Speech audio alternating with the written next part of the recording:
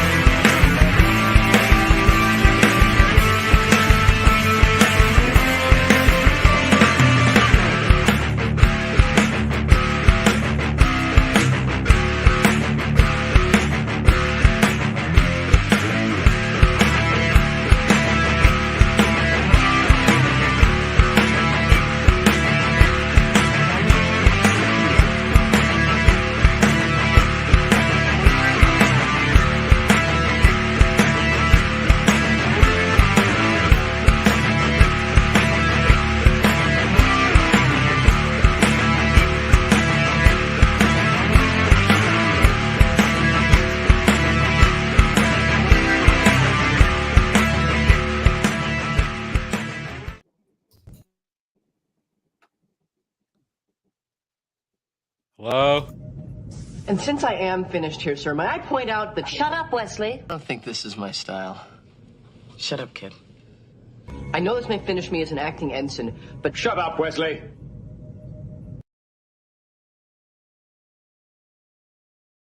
Admiral, your proper place is on the bridge. I will remind you one more time, Picard. I am the senior mission commander, and I am leading this team. I am Starfleet Captain. Proceed, Commander. Hold your ground, Mr. Data. Captain, you are jeopardizing your command and your career. Now that's enough! I'm taking command of this vessel. Mr. Worf, escort the captain to his quarters.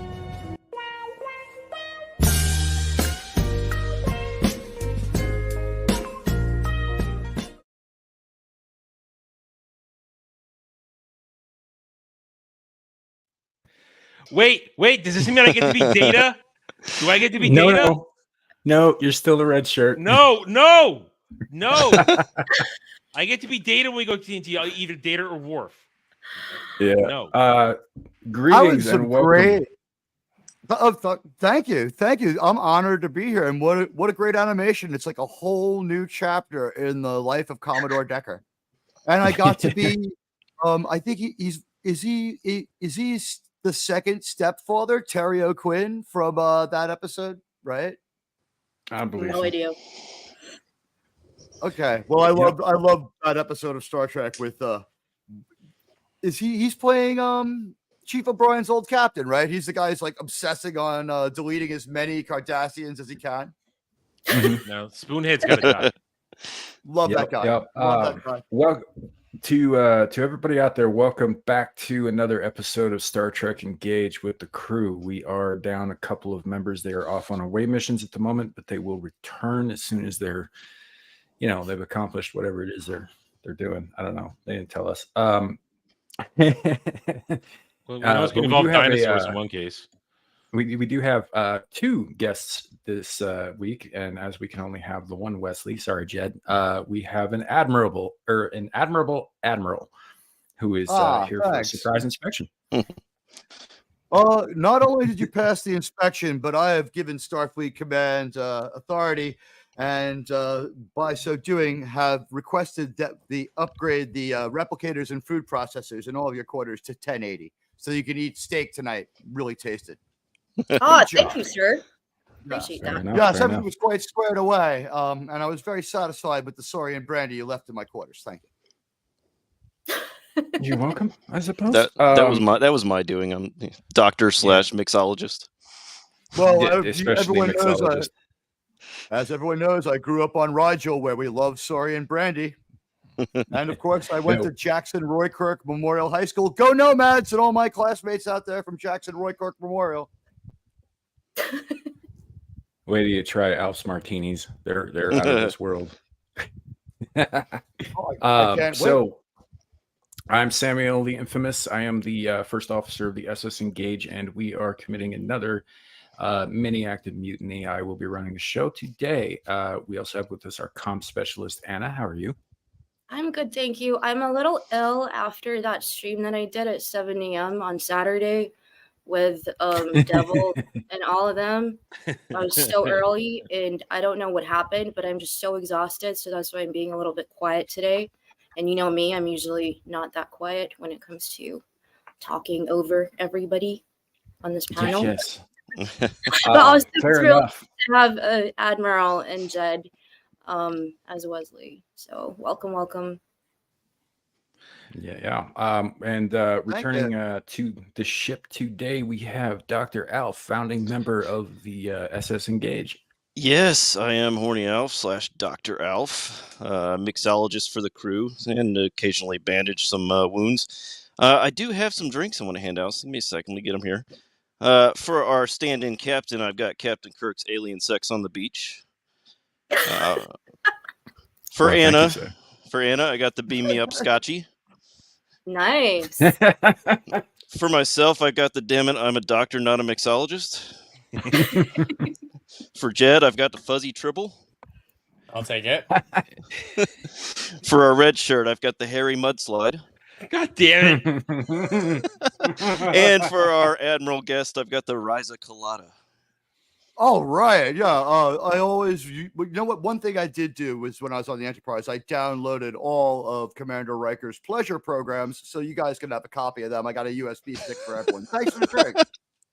It's like that scene in BSG where they're transferring data over from the Pegasus, and Gata looks at their guy, and he's like, "Hey, do you have any porn?" Yeah. So who's the one who knows porn now, huh? I never said I didn't know porn, but I also didn't just come out and say I know porn. It's like a porn you speak of. Never had the pleasure of making their acquaintance. It's a beloved pastime of hers. Yeah. Down in the center bottom, we have Adam, the red shirt. Hi.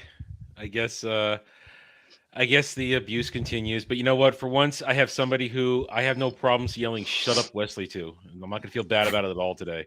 Not at all. Speaking of which, Jed, welcome to the show. Good to see you again. Jed will be our Wesley today. Well, it is Shut great up, Wesley. to be here. I'm going to talk through it. I am stubborn motherfucker.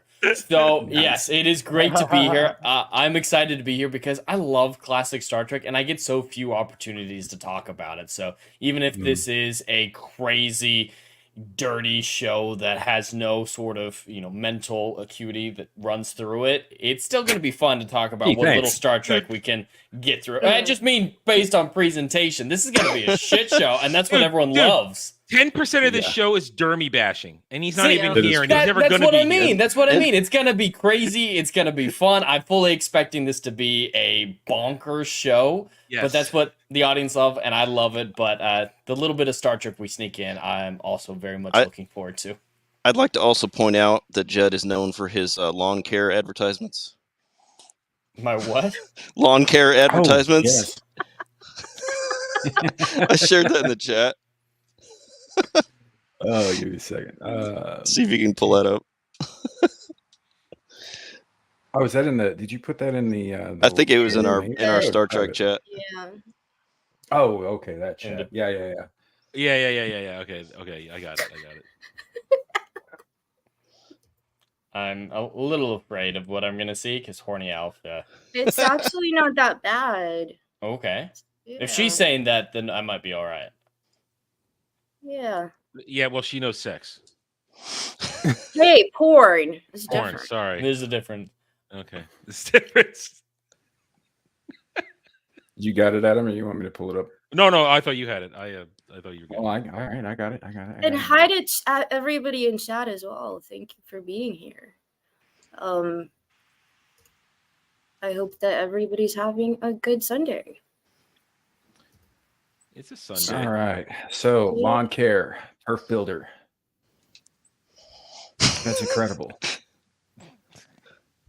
You gonna share it? Did I there not? it is. Hey, we're Oh yeah. Yeah. I'll build your turf. Everyone call me. Right? I am an expert on everything turf related, so come on over. What's in the pouch? What's in the pouch? It looks like a dildo. Yeah, it kind of does. Yeah, some turf needs some extra work. Sorry, there's a few hallways that I've had to turf before, so a little too much room. Yeah. We also have a couple of memes that were sent to us by our navigator, who is not with us today. Devil made me do it. We don't have blazing representation. Let's bring that up.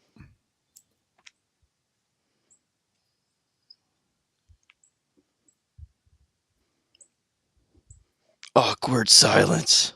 I'm trying to think of something. My brain's not working today anymore. I swear to God, we end the other show, and it's just not. Shut up. But yeah, you did just come off running a show, so that is quite draining, especially that show. Yeah, hey, I do the best I can. Oh, which one did you have just now? Roundtable. Oh, Roundtable. We just did 2 hours on Roundtable. Oh, while we're waiting on that, I just I have always had a Rumble, but I just recently started live streaming to it. So when I streamed to YouTube, I streamed my Rumble too. So if anyone wants to give me a follow over there, would be appreciated. Very nice. I'm doomed forever, aren't I? Yes, you are. Yes. It's like a meat grinder. So hang on, how many of those are there? So that's 1, 2, 3, 4. Damn it! All right, see now I got to change my total. That's 6 clones gone. I'm gonna be legitimate. That's 6 clones sent off to their doom. So 7 plus 6 is 13. So I'm now clone number 14. Hi everybody, great to be here. Nice to meet you all. Clone number 14. Those who don't understand, the last ones. For people not familiar, I send my clones off to die. I'm not going to risk my own life. One more. Can you guys hear? I hear you. Yeah, we hear you. Yeah.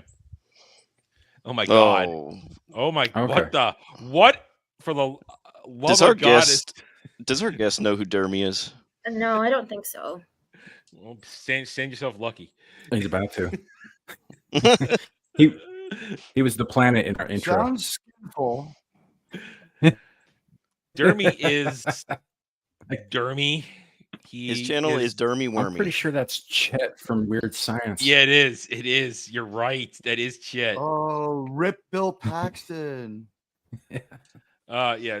Dermy is kind of the parasite that has infested its way into all our channels. And he's more insufferable now than ever. Now that he has a celebrity who's responded to him, his ego just... She didn't even directly respond to him, and now he's harassing her, trying to get the block, and he's not even doing it right. It's not like me. I harassed Heather Antos for one shit post yesterday, blocked instantly. All it took was one. He's not doing it right. Yeah. If you ever have Robert Meyer Burnett on, you might not want to mention my name.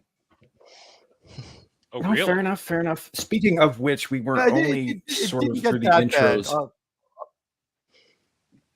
So let's welcome Admiral Teag to the panel as well. I do believe I skipped over that. Sorry, man. No, you welcomed me right up front, I think, kind of warmly, or at least I got introduced. And, hello to everybody and the people watching on the various channels and various fans of these creators. This is going to be a great Star Trek talk. If you want to do something to help us out, tweet this out, hashtag Star Trek. You know how to share the link. We'd appreciate it. And also on behalf of my friends who've had me on for this conversation, I'll just say it.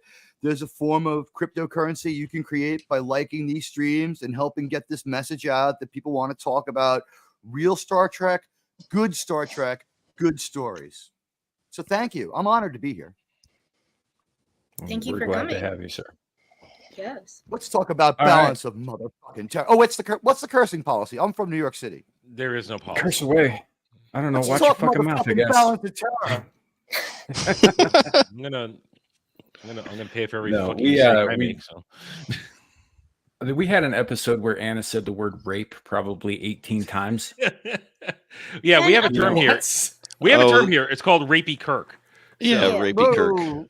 Yeah, I call him Grapey.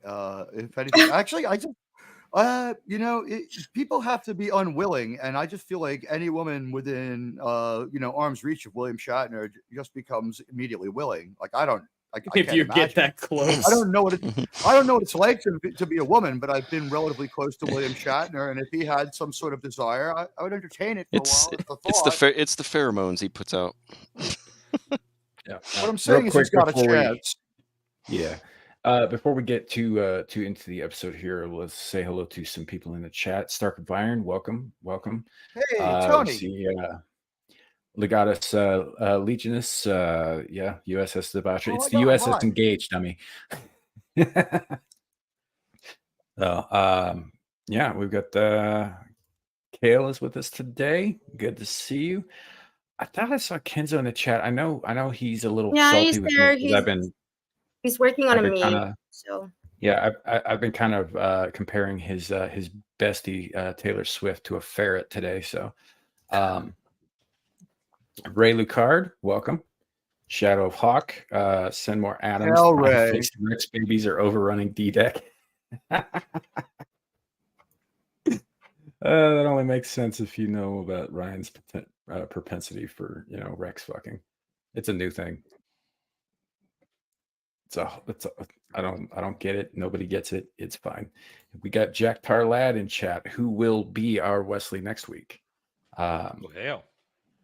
Aragmar Virillion, am I pronouncing that right? Welcome, sir. Duke Devil 95, good to see you, my man. And I think that's everybody who's not us. Oh nope, I was wrong. Ruben Christopher Haynes, did not mean to overlook you, my man. Good to have you. Ruben. Good to have you. I'm the only one told to watch your mouth. Yeah, that's true. Shut the fuck up. Yeah, he's your problem child, not mine. Right, he is my problem child. Yours is infinitely worse. I abandoned him on a doorstep. Okay, I have no responsibility whatsoever. I don't think he told him that though, because he keeps coming back. So, but all right, yeah. Today we're getting into Balance of Terror, which I think is probably one of my favorite episodes from the original series. It introduces us to Mark Leonard as an actor. It also introduces us to the face of the Romulans for the first time. You know, and the prejudice that comes with resembling Vulcans as well. It's a bit of a tragic story as well. You know what I find a little interesting? That they managed to keep the Romulan aesthetic streamlined through TOS to TNG. I just find it interesting considering the whole they had to redo the Klingons and everything. I found it interesting. Well, my thought on that one is that they always had a better vision, a different vision of the Klingons, and they were like, they probably did try something close to what we saw and failed. You know what I mean? And then technology and ideas advance, and other artists discover other ways to do things. And so, like, while the Romulans were pretty much what they wanted, the Klingons maybe on TOS just never were. That's my thought on that. But what's funny is the first new Klingon we see, does anyone remember who the actor is in the motion picture? The first Klingon we see? Oh, it's Michael Dorn. No. No. In the motion picture. The motion picture. There's so much makeup, I can't tell who that is under there. It's the first Romulan we ever see. It's Mark Leonard, Spock's father. Really? I didn't know that. It is absolutely Mark Leonard, Spock's father. Yeah, when you watch it again, you won't be able to unsee it. You can tell. Once you know it's him, you can tell, especially his delivery of his Klingon lines. So I was thinking of Star Trek 6 because Michael Dorn was in that. Well, yeah, he's definitely one of Worf's ancestors in that one. At some point, they get the Klingon aesthetic to the point where they're somewhere between Judas Priest and Cher. At the end of the movie run, like sometimes, like we have some strange Klingons, especially in 5. Yeah. I do like that. One of the staples of Star Trek is basically reusing actors. It's like they already got them in the Rolodex. Might as well throw them in something else and hope the audience doesn't notice. Mark Leonard is a caliber of actor that you can actually do that with, and it doesn't hurt anything because he's just that good. Oh, he was great in that episode of TNG where Sarek. Where Sarek was losing his mind. That is such a power. I mean, Patrick Stewart chews up the scenery in that episode. Right? Yeah, that's the last time we see Sarek. Yeah. And he mind melds with Picard. No. That's the second to last time. We see Sarek in the Unification 2-parter. I loved Unification. That was when, in my opinion, Next Generation really started just being solidly amazing every week. It had leveling up, but from Unification on, you got like just rarely failed, unless it was a very Troy-centric episode, and even those had their charm. Well, she's usually getting mind effed, so that's true. But like, here's the thing that like got lost. The biggest thing that got lost is sometimes when Star Trek didn't totally work, it was still a Trek-worthy idea, and the episodes were still, say, ironically enjoyable. Like, you can watch an episode of TNG or TOS that maybe didn't do everything they intended it to do, and it still has a charm. Modern Star Trek has no charm, and forget about when they fail. They've never done anything but fail. That's my opinion. They are a sexually transmitted disease. I mean, lately, yeah. I feel bad for the actors who do that show, honestly. Oh, Ryan Reaper's in chat. Good to see him, my man. I also saw Mrs. Kenzo a minute ago. And, the Swifty himself, there he is right there. Yeah, I feel bad. I feel bad for Anson Mount because he's not a bad actor, but he got stuck in a crappy Star Trek show. Yeah, that's true. Unless you're Rebecca Romaine, that show's just not about you. But I mean, you could say the same about Bruce Greenwood, who plays Pike in the JJ movies. I mean, that guy's a good actor. He is. I'd like to be about Rebecca Romaine. You know what? The one person I actually feel worse for is the most unlikable character is Melissa Navia, aka Ortegas. I follow the people and the journalists from New Trek on Twitter, and I try to talk to them sometimes. I've never spoken to Melissa Navia, but I've followed her Twitter for a while, and like she is not like a really confrontational person or anything like that. Her Twitter's tame. Because Star Trek is such a mess, she lost another show, had to have her character killed off, said a tearful goodbye to those fans, had her longtime boyfriend die of some kind of chronic illness that finally caught up to him. And they're like, F you, get to work. And she's like, as I lay my friends, lifelong companion of the rest, I look forward to, seeing my castmates. And I'm like, no, you don't. You need some time. This is messed up. It's because they're chaotic. And all of them are working for half pay. Because remember, after the first season, we all get the blame and they go half the work for twice as long. So those actors get burned. Yep, yeah, they do. All right. Shall we begin? Engage.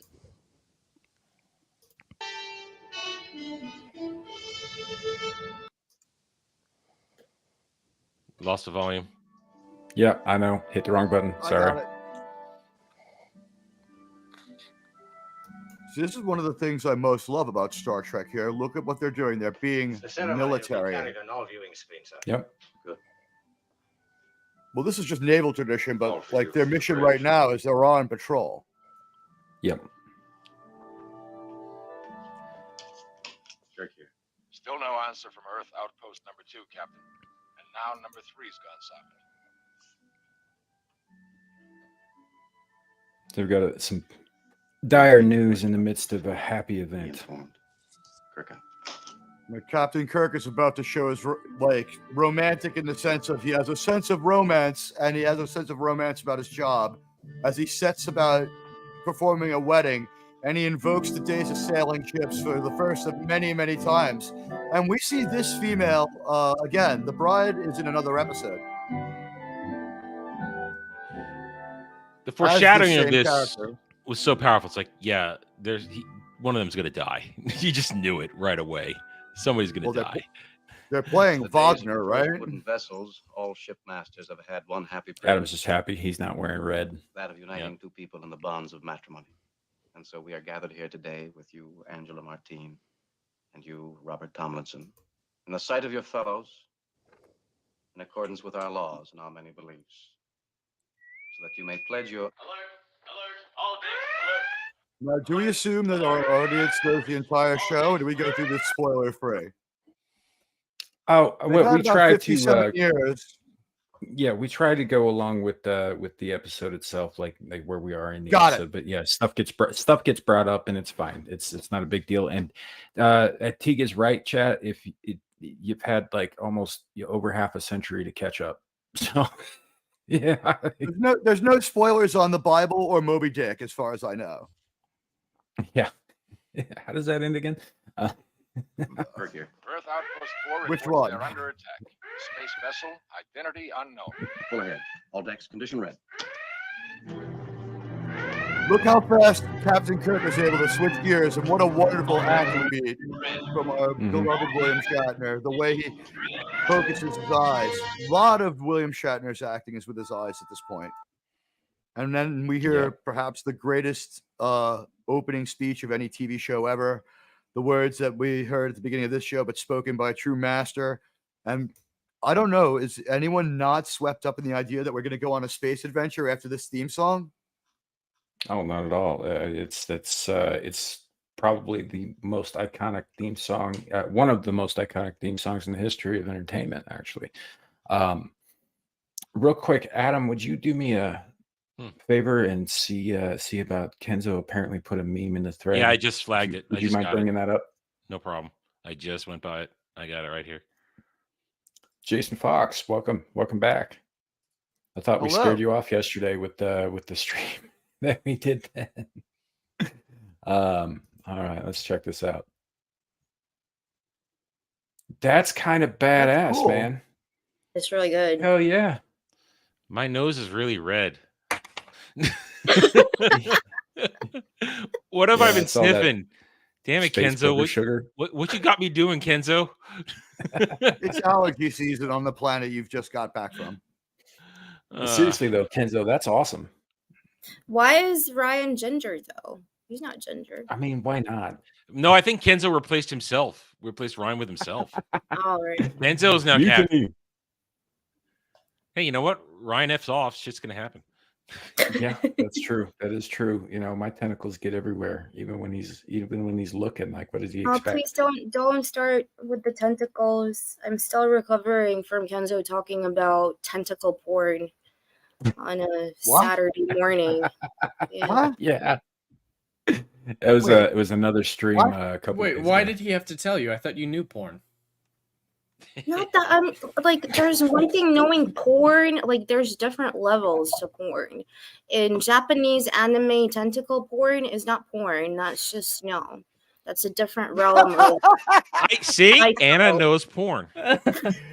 Oh, Damn it. now, kaiju porn, would that be part of the animal tentacle porn, or am I just? Oh God. All right, wait. All right, so basically 29 minutes in. Okay. Okay, go. Move along. It's recording that. No, it is what it is. You know, the porn topic gets brought up from time to time. I will admit that Kenzo's affection for what did he call it? Aracho Kadochi or some shit like that. Yeah, it's a little questionable, my man. And I have tentacles. I'm just saying. Yeah. So Star Trek. It's just horny boy dochi, right, Kenzo? Galaxy. Star Trek. Received emergency call from Outpost 4. The USS Sorry about that. Enterprise is moving to investigate and assist. This is stock footage here. We see that in a lot of episodes. You notice how they keep clear of the view screen, so there's no need to clean it up around the sides of their heads. Our speed is now maximum, sir. Position 8 minutes from Outpost 4 at this velocity. Scotty, I've already talked to my engine room, sir. We'll get more speed out of it.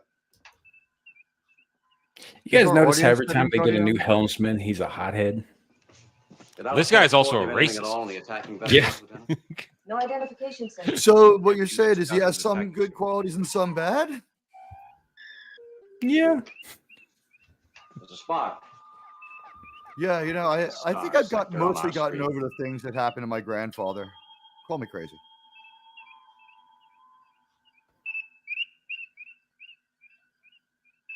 Now show our position. I think this is the first time they obviously the first time they brought up the Romulans and the Romulan Star Empire, but it is also the first time that they've brought up the concept of the neutral zone as well. Yeah. Right. Decks, Lieutenant. Americans know what it is, though, because the Korean War ends with one.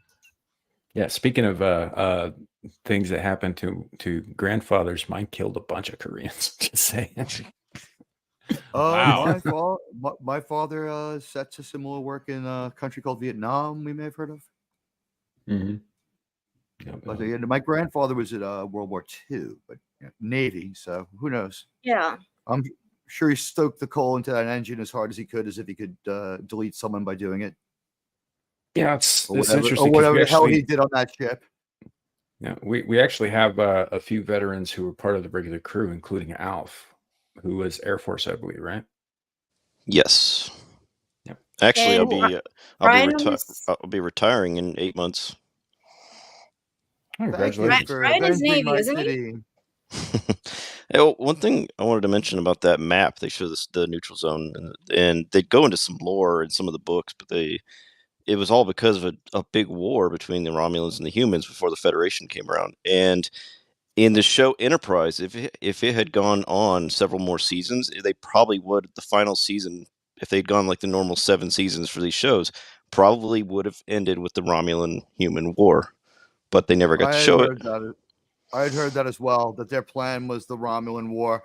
And we saw the Romulans starting to be invasive jerks at the in the middle episodes of Enterprise, where they send that strange probe that's like throwing false sensor images and pulling some sort of sabotage. But if we look at that really great shot of their what's their tactical display, right?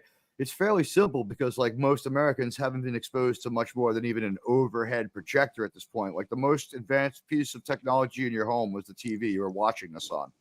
And so they give you some brilliant exposition here on their view screen, and we see, okay, there's a clear border. there's our guys, there's their guys. You know, we have these bases in the middle. This is very much like what we were familiar with reading in the newspaper about how this war that was not so long ago in Korea ended. Yep. Yeah. A lot of parallels to events from our time. Absolutely. Does our audience get the audio too, or is that just us? No, they do. They get the audio. Okay, cool. Signal this to all decks, Lieutenant. We just have, copyright issues with too much video and audio. This is the captain speaking. In our next action, Because obviously we don't want to show the whole episode because that would be just flat out infringement. Listen carefully. Oh, I'm a sociopath. I just put on Referring the to Paramount map Plus on to your keep hitting the screen, 10-second fast beyond forward. the moving position of our vessel, a line of Earth outpost stations. Constructed on asteroids, they monitor the neutral zone, established by treaty after the Earth-Romulan conflict of over a century ago.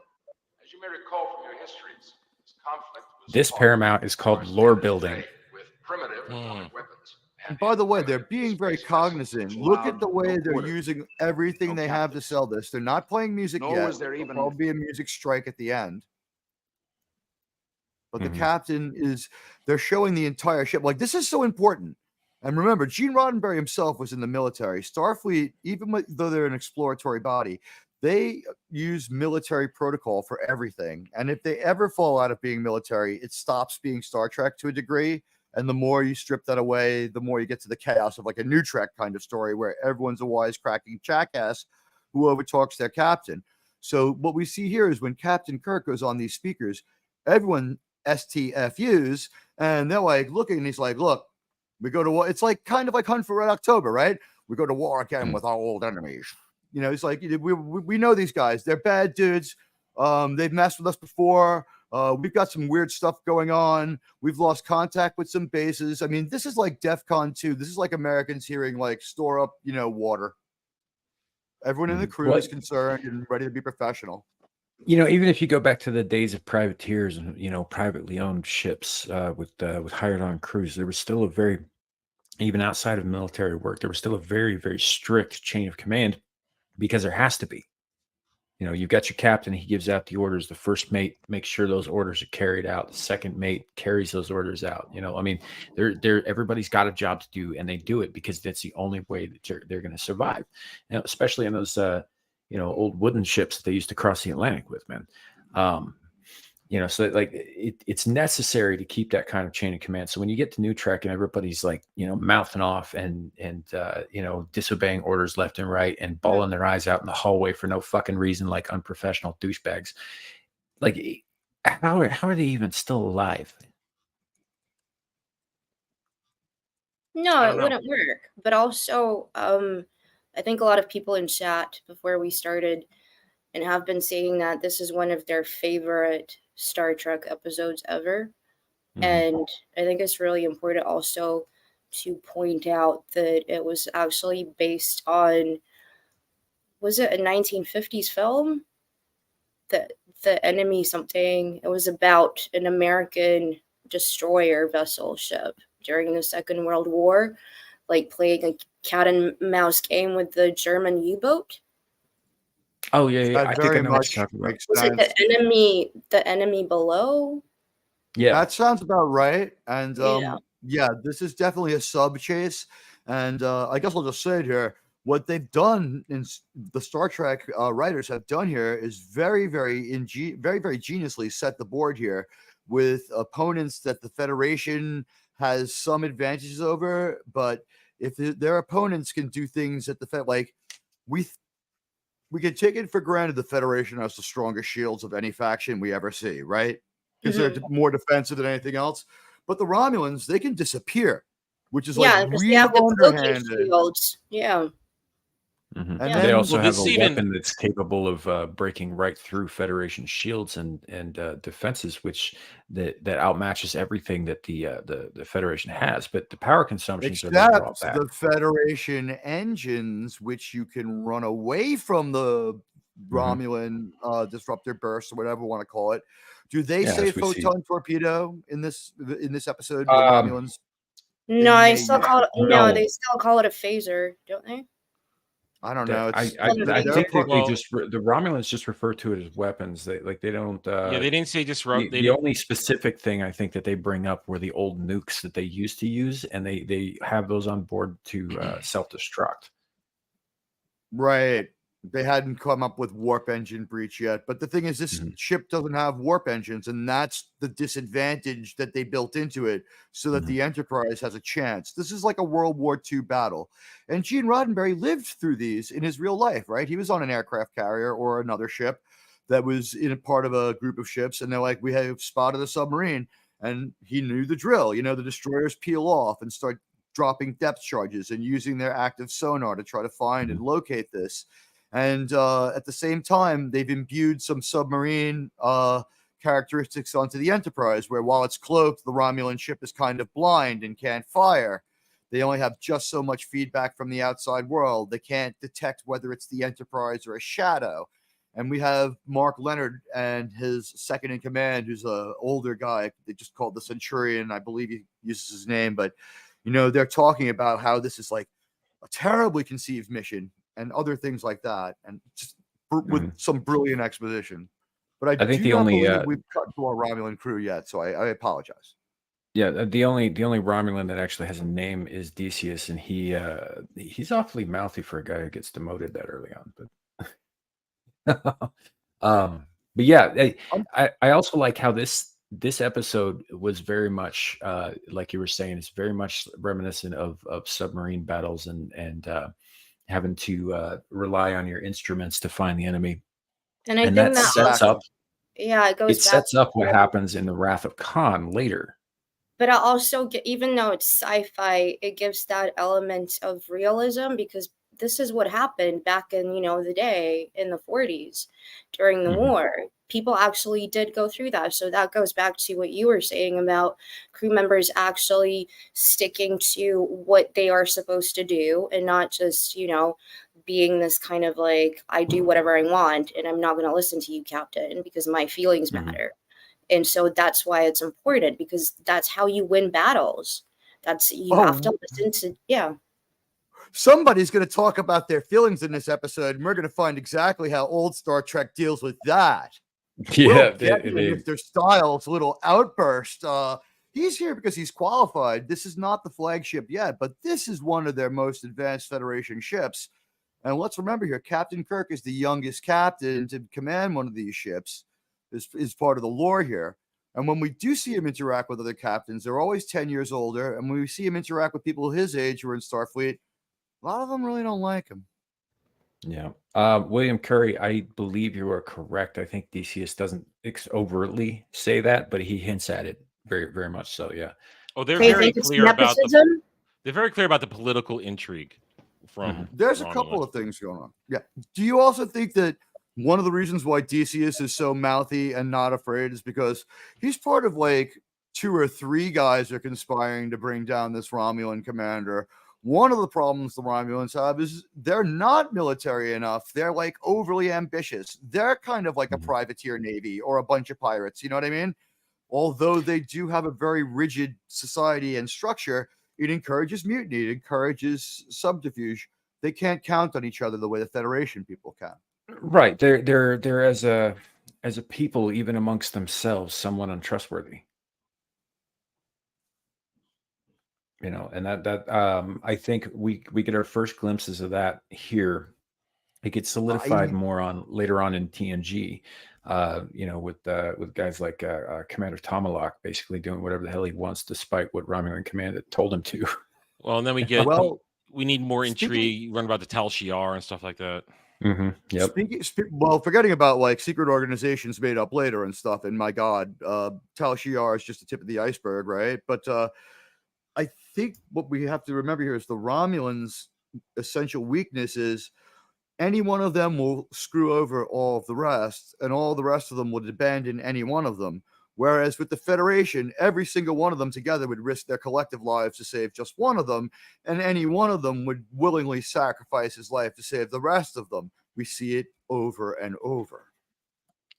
Real quick, I'd like to address Shadow Hawk here. The Romulans, Kind of, yes. The Romulans were very much inspired by the Romans, very much. They're run by a Senate who's headed by a praetor, who is essentially Caesar. And everything is intrigue and backstabbing, and they're men who are out on the fringes of their society, pushing the boundaries and conquering and whatnot in the name of Romulus, are often cut off from the intrigue back home, so they don't really know who they're answering to day. It's very much like the way that Rome was. You'll find that a lot of the different species and civilizations they encounter are analogs for periods in history on Earth or current conflicts. For instance, the Klingons at the time in the 60s were very representative of the Soviet Union, even into the 80s in the movies, especially with a film like the Undiscovered Country, where the disaster of Praxis was a direct parallel to Chernobyl, and to the Soviets asking their enemies for help with that. I just real quickly here, I wanted to say the ToS Romulans and the TNG Romulans are kind of not the same. What we've done really, because of Worf, I think more than anything else, is we swapped some traits between these two factions. The Romulans here, at least in this episode, they're much more noble than the Klingons, than in an episode like, say, Errand of Mercy with the Organians, where we see the Klingons engaging in, deceitfulness. They don't really have honor yet. You know what I mean?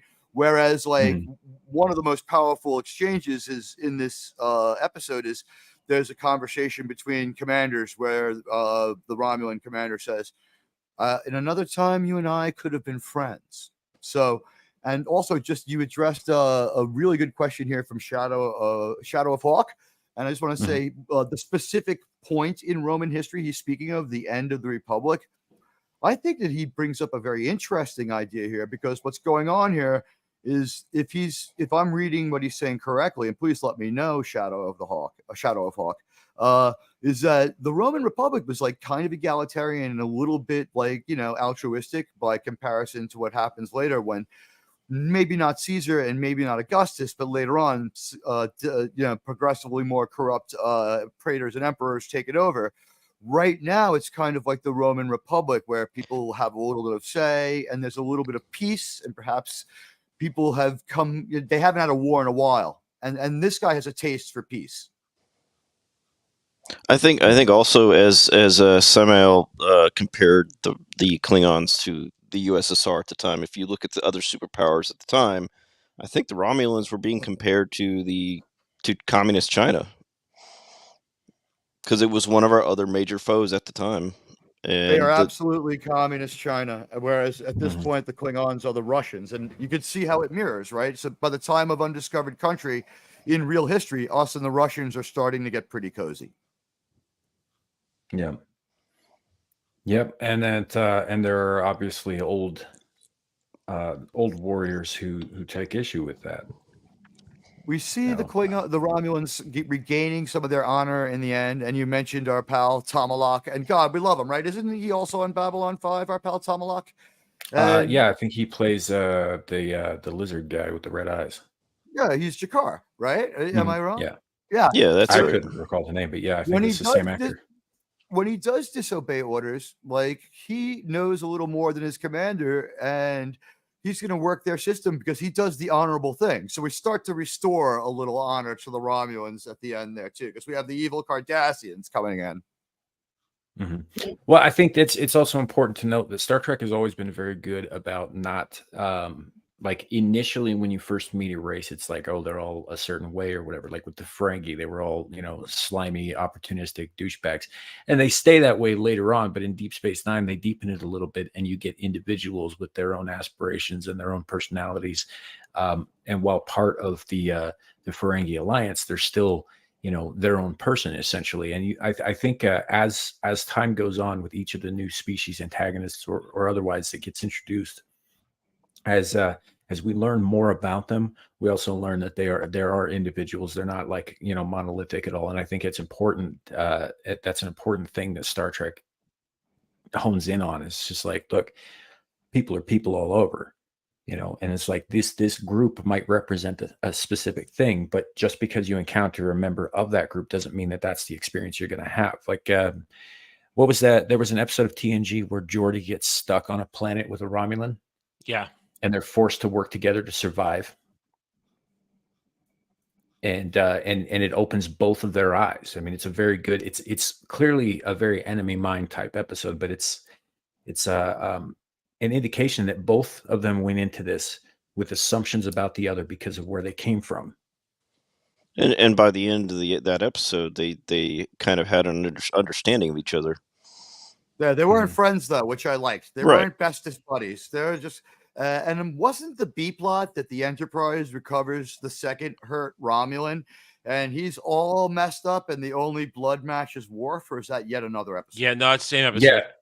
Same episode. You know, and Worf was just like, fuck that, let him die. And I loved it. And then Picard won't order him to do it, but he's like, it's pretty clear you're going to destroy your career if you don't do this. But then Worf, you know, very Klingon, but for us as humans, all the wrong reasons. He's like, I'll do it because I found out he doesn't want it, which is works for me. I thought it was pretty good. Yeah. I forget what happens ultimately to that Romulan. He refuses the transfusion. No, he died. No, he dies. While they're deliberating, then Beverly calls in and says, yeah, point's over. He's already dead. Right, they're going to force it on him. He pretty much chose to self-delete because the only reason they had to wait on giving him the blood is because he's like, F that, no. And they're like, all right, now we're talking about treatment without consent. Mm-hmm. Yeah, absolutely. We're going to move on with the episode a little bit because we are now 50 minutes into the live stream and 5 minutes into the episode. Well, yeah, we're going to break our record from last week at this pace. We might, but I pushed my show back a half hour for this. So actually, cool. It's at least we talked Star Trek for an hour. Last week we were talking about porn. So and butt sex. Yeah, and dinosaur sex, and this show goes off on some tangents. You guys are all invited to the new Trek viewing party with those points of view. You'll have a great time there. I do love me some ship-to-ship visual. Some gay jokes. I'm trying to let this go. We've unpacked a lot of this episode in our conversation. Romulan or ally has ever seen the other. Earth believes the important is that at this point, nobody in the Federation knows what a Romulan looks like, and they never did. That's right, because I was talking before about the Romulan human war. They fought, and neither one saw each other. It was all space combat. Mm-hmm. Yeah, so they did not know what to expect.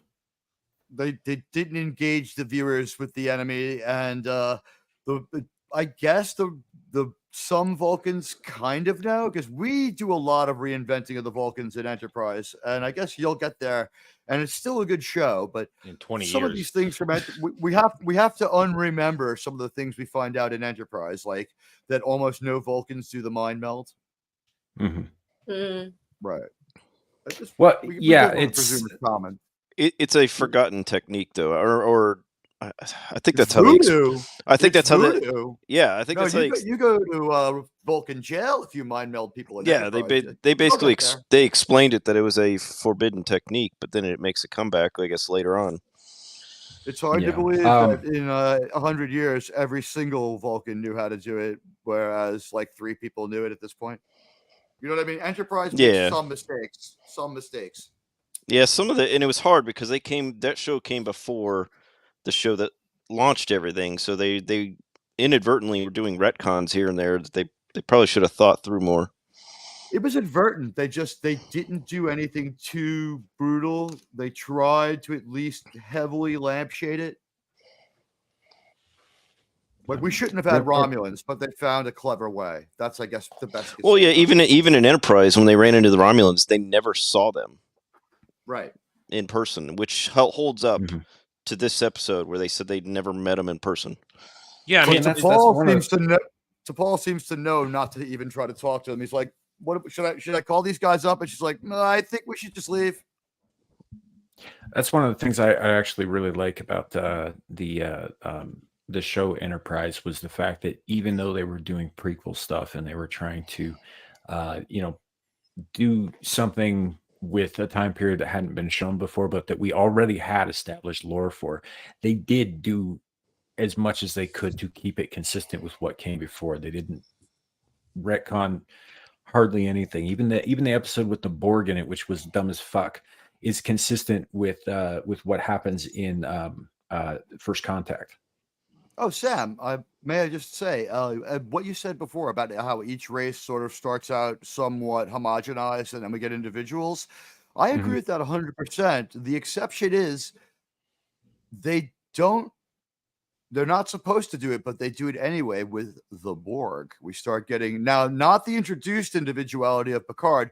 I'm talking about like stuff we see in Voyager, where like some Borg will negotiate and they'll hang out with you for a little while before they attack, and maybe you could chat about it for a bit with the Borg and species 90210 and all that stuff. Like it gets a little weird. Like I do not like the Borg Queen and stuff like that.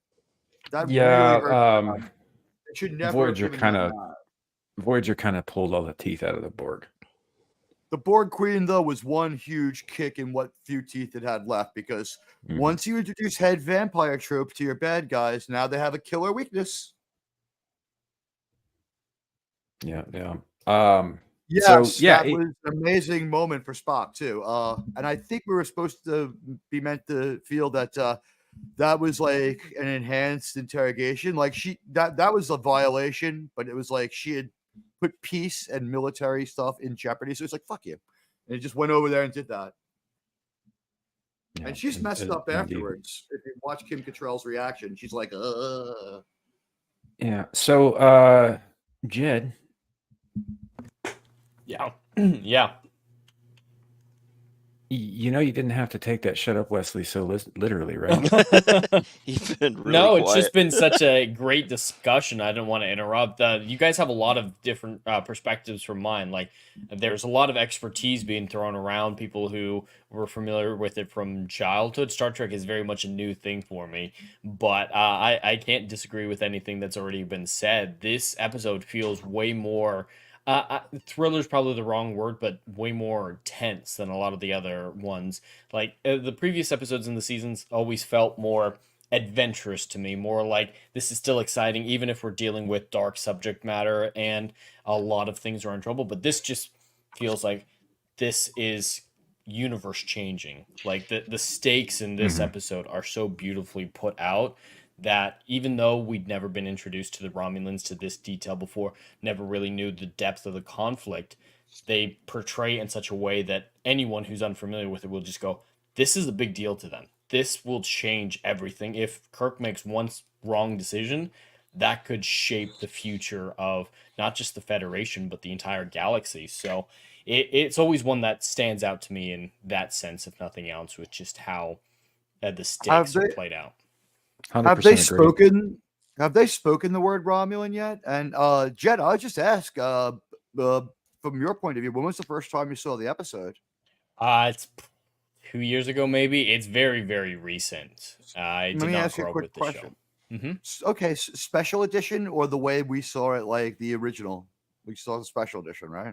I'm guessing special edition. It's the version that was on Netflix. So I'm guessing they don't special. change this one a lot, but I'll just ask this: like, could you maybe give us an idea? Did you was there a sense of wonder? Because when I saw this, I mean, even though I was a child, were I older, I think I would still have had a sense of wonder and amazement at like how they made it seem very exciting.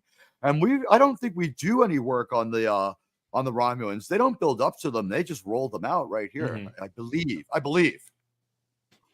Yeah, that in the order with which we're watching this, there has not been a mention of the Romulans yet. So, Chad, was there a sense of wonder for you? Well, with seeing the Romulans, the first time I watched it, I had seen other Star Trek before, so I was already familiar with the idea of the Romulans being a cousin evolution to the Vulcans. So I was familiar enough with the lore that like stuff like that wasn't surprising. But the absolute scale of just one Romulan vessel against all the outposts, that was the sense of wonder that hit me. It's just like, this is one vessel decimating the outposts that are designed to protect the Federation. This is not a joke. So in that sense, absolutely, just the scale of Romulan's might with just that one ship was impressive and presented a very great antagonist from a ship perspective, if nothing else, to the Enterprise. And it was Amazing. actually the first battle in like all the seasons, the very first episode to have a battle between two vessels, right? I believe so. Yeah. You're right. Yeah, we've had action and adventure. We've had people punch it out and have it out with phasers, but we haven't had a space battle. And like, think about it. Out of nowhere, we've introduced an enemy faction. We put meat on the bone really quick without looking ridiculous because we had a military briefing. And what would have happened in why does New Trek fail? You know, what makes this story work that theirs don't? Because no one gainsays the captain. When he's like, these people are the most formidable warriors we've come up against, or whatever he says, you know, like we signed the entire treaty by subspace radio. They would have needed to have someone in the crew, a woman probably, wisecrack over the captain that didn't have the nerve to meet us face to face. And then like he would just keep going like that wasn't a big deal. We see Captain Kirk tell people to shut up a lot. Mm-hmm. Well, he actually is worried about the galactic consequences of this. Like Michael Burnham, I don't think she would be remotely hesitant to just barrel into the neutral zone, shoot everyone, and just... That woman doesn't think past the No. That of any given situation. Michael Burnham committed mutiny and then instigated a intergalactic war. Yeah, she would not give a crap. And the show backed her up as being correct. That's the part that bothers me the most.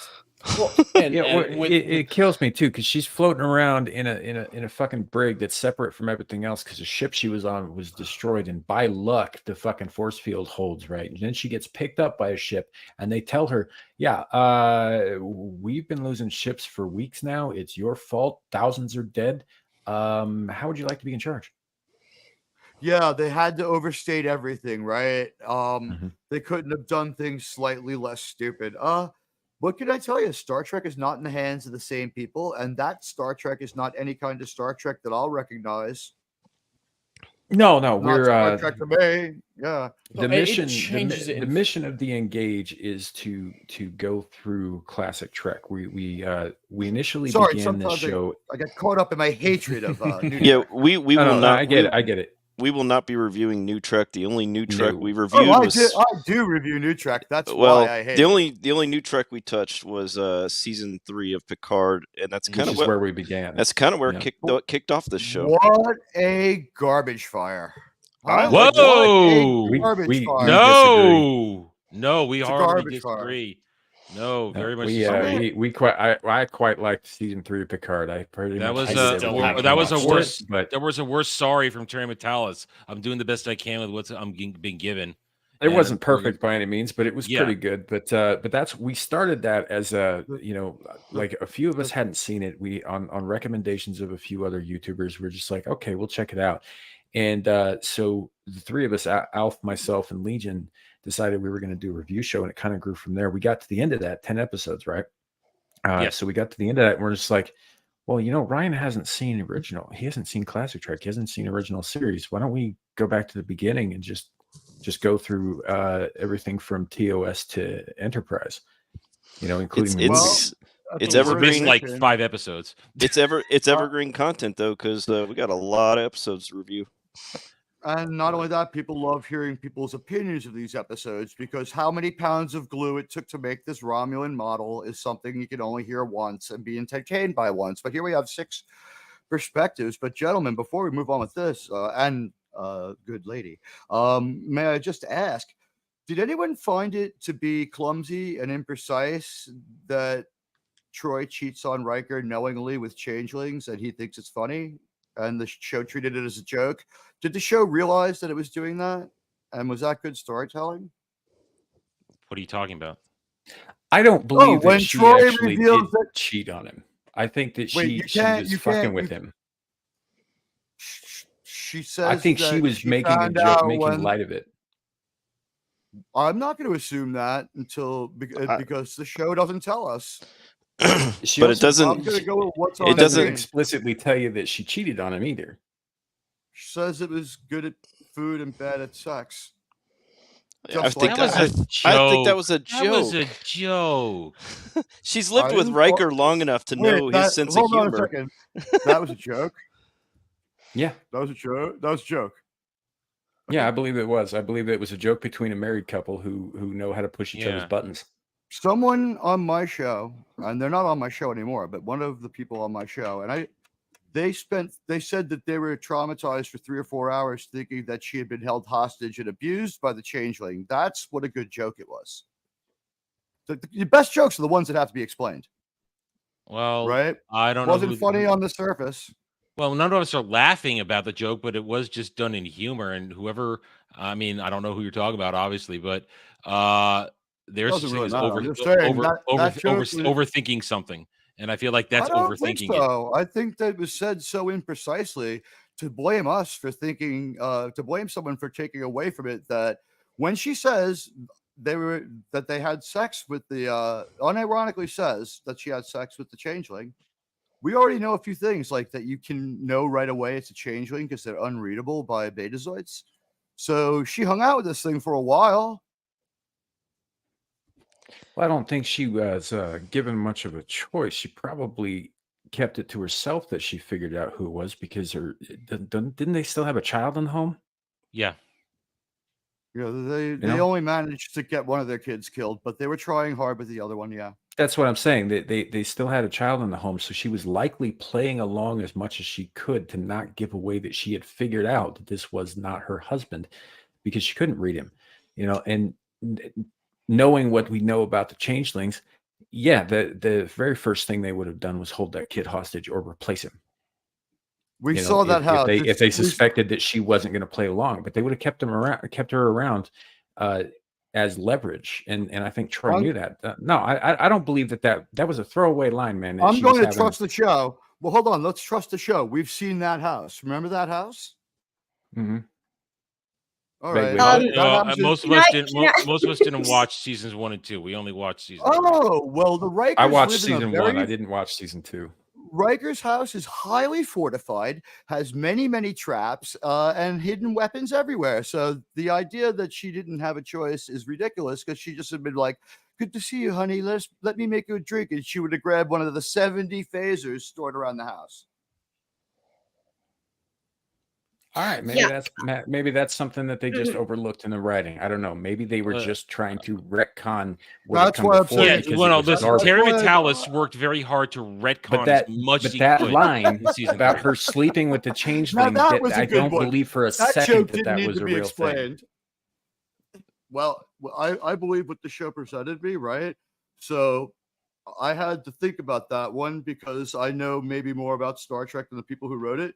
Because a betazoid, when this guy comes ambling up to their very secure home and she can't read him, I don't know, maybe he should have watched his own show. He wouldn't have written that clumsy joke. How long have we spent trying to justify this joke that was a one-liner? So it's a failed joke. Whether or not we so the joke failed, but that doesn't make it not a joke, man. That just means that it didn't land. It makes it not a good written show. I'd say it makes it a misstep in a better written show. I'm going to say, for the sake of this episode, we're going to agree to disagree. Let's go to Balance of Terror. Yes. I just say, well, we can one day, let's debate whether or not Worf murdered that Ferengi, and we'll talk about whether we could rely on what Picard 3 told us. I don't care if he murdered the Ferengi. Ferengi suck. Why did he? But he's no, he's not supposed to murder people because Klingons don't murder. William Curry has a question for you before we continue with Alex. All right. Is it this one here? We'll move on. The idea of the 3-foot model being found this week after years of being lost. Wow, I had not heard about that. That's cool. Yeah, they found that. They found a model of the original NCC 1701. Yep. Somebody found it, and a little polish, cleaned it right up, make it look beautiful. Shadowhawk, Ferengi are based. The question is, they're basically the debate is about whether it should be returned to the Roddenberry estate, where the person should be allowed to keep it. They should be allowed to keep it. I'd sell it to the Roddenberry estate. I need money. If a baseball leaves the stadium, the person who catches it gets to keep it. They threw it away. Yeah. I don't know. I hadn't heard about that. I'll look into that after the show. That sounds awesome, though, that it was found. That's rolled cool. across my timeline the other day, and I was like, "Oh, that's pretty cool." And then I moved on. Established this neutral zone entry into which by either side would constitute an act of war. The treaty has been unbroken since that time. Captain. What you do not know and must now be told is that my command orders on this subject are precise and inviolable.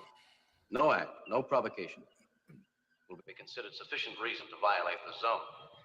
We may defend ourselves, but if necessary, to avoid interspace war, both these outposts and this vessel will be considered expendable. Captain out. Some serious words. We know Outpost 4 has been attacked, sir. So if we intercept Romulans now... After a whole century, what will a Romulan ship look like, Mr. Stiles? I doubt if they'll radio and identify themselves. You'll know, sir. They're painted like a giant bird of prey. I had Mr. no idea that Stiles history was your is specialty. Family. being so There was a improper. Captain Stiles in the Space Service then. He is. 2 commanders, several junior officers. What? Notice they All didn't lost call it in the that war. Federation? Their war, Mr. Stiles. They have not spoken the words Federation yet. Does not I don't think exist. that they've said it once yet in the series. Yeah, we've been haven't remarking conceived on of it. that. They have not conceived of it. Hello, Welcome Lawrence? to the show, Lawrence Knight. Yeah, we've Hi, been. Lawrence. Hi. I have posted the news report of the 3-foot model in the private. Okay, cool. I will check that out after the show. Appreciate And it. Thank you. also, Samil, I sent you a picture of the model of the Klingon of the Romulan ship from this episode with the production assistant standing in front of it. It's in your X. All right. You'll have to give me a moment to bring that up then. I could, you know what? I'll work on that, and you can just present it. Keep going with your show. I know what it's like to have to produce. All right. Outpost 2 coming into sensor range, Captain. Outpost 2 was the first to go silent, Lieutenant. Yes, Captain. Then Outpost 3 an hour later. Sweeping the area of Outpost 2. Sensor reading indefinite. Double checking Outpost 3. I read dust and debris. Both Earth outposts gone. The asteroids they were constructed on, pulverized. You know, they did something similar to this in TNG when they were introducing the Borg. Mhm. They were going from outpost to outpost that was destroyed, and they thought it was the Romulans, and it was along the Romulan neutral zone. I think it was supposed to remind you of this actually. Yeah. And Then it it's the ended up. final episode of season 2. Yep, and it was kind of a, hey, we're introducing this, and they don't actually bring the Borg in until the next season, but they're setting the We see the groundwork for it. Romulans. We see our pals, the Romulans, and they're like, who razored out our whole city? And they're like, hold on. And then both sides look at the damage, and they're like, it couldn't have been you. And they're like, it couldn't have been you either, but like, we still hate each other. Like, yep, but there's someone else out there. And the thing is they don't even address the them being the Borg. They just set that episode up, they don't explain it, and then next season they bring in the Borg. By the way, how amazing is that? Think about That's this. Look awesome. what they made. You didn't get this on TV. It looks great even now. I want that. Now, notice they make sure to show the open-ended back of the nacelles there. These are rocket engines. The one thing they did is, what apparently happens is this piggybacks into its attack position on a Romulan warbird or something, which has warp engines and gets dropped off. This thing can only go about light speed. So the Enterprise is magnitudes Well, I think faster. even later on, when the Romulans fleet are warp capable, they use a singularity technology that's different than Federation warp technology. Yeah, it's the point singularity based. Okay, that's why those creatures nest inside of it in TNG. But what I'm Which- saying here is, this ship has impulse engines only. Which is why what happens in season 3 of STD, where they say all dilithium's been blown up and no one has warp capability, is bullshit, because the Romulans use singularity technology instead of warp. Or they use different technology, so they would have still had warp engines. You're absolutely right, Well, Doctor. how long? This begs a question. Okay, so the Federation and the Romulans have had peace for 100 years, right? at this point. Mm. That kind of makes me wonder if these guys only have impulse engines, but they were coming from Romulus. They were coming from, No, wherever they they're coming don't. from. Have they been They traveling have. for 100 years to get to these No, outposts? no, they say it real No. quick. This is the deal. They get dropped off by a mothership that has the singularity or a warp capability that we were talking about. So they're going to a rendezvous point for their mothership or tender ship. And the thing is, you can't put warp engines on this because it's got such powerful other equipment. For instance, the cloaking device and the weapon are so powerful that there's just no putting a warp drive on it too. You're putting too much onto one ship.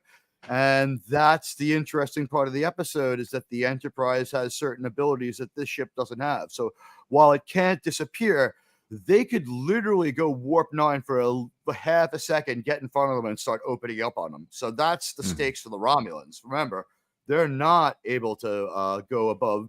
Let's just say they're cresting at about light speed at top speed. No, fair enough. Right. Fair enough. It'd still take them quite a while. Warp 0.9 versus warp 9. Well, we forget about that a little bit, because I think the deal is, and we don't say this, but they're being followed by the Enterprise. Their commander is strongly suspecting they're being followed by the Enterprise. They are pretty expendable, and he doesn't want to drag other Romulan ships into the conflict.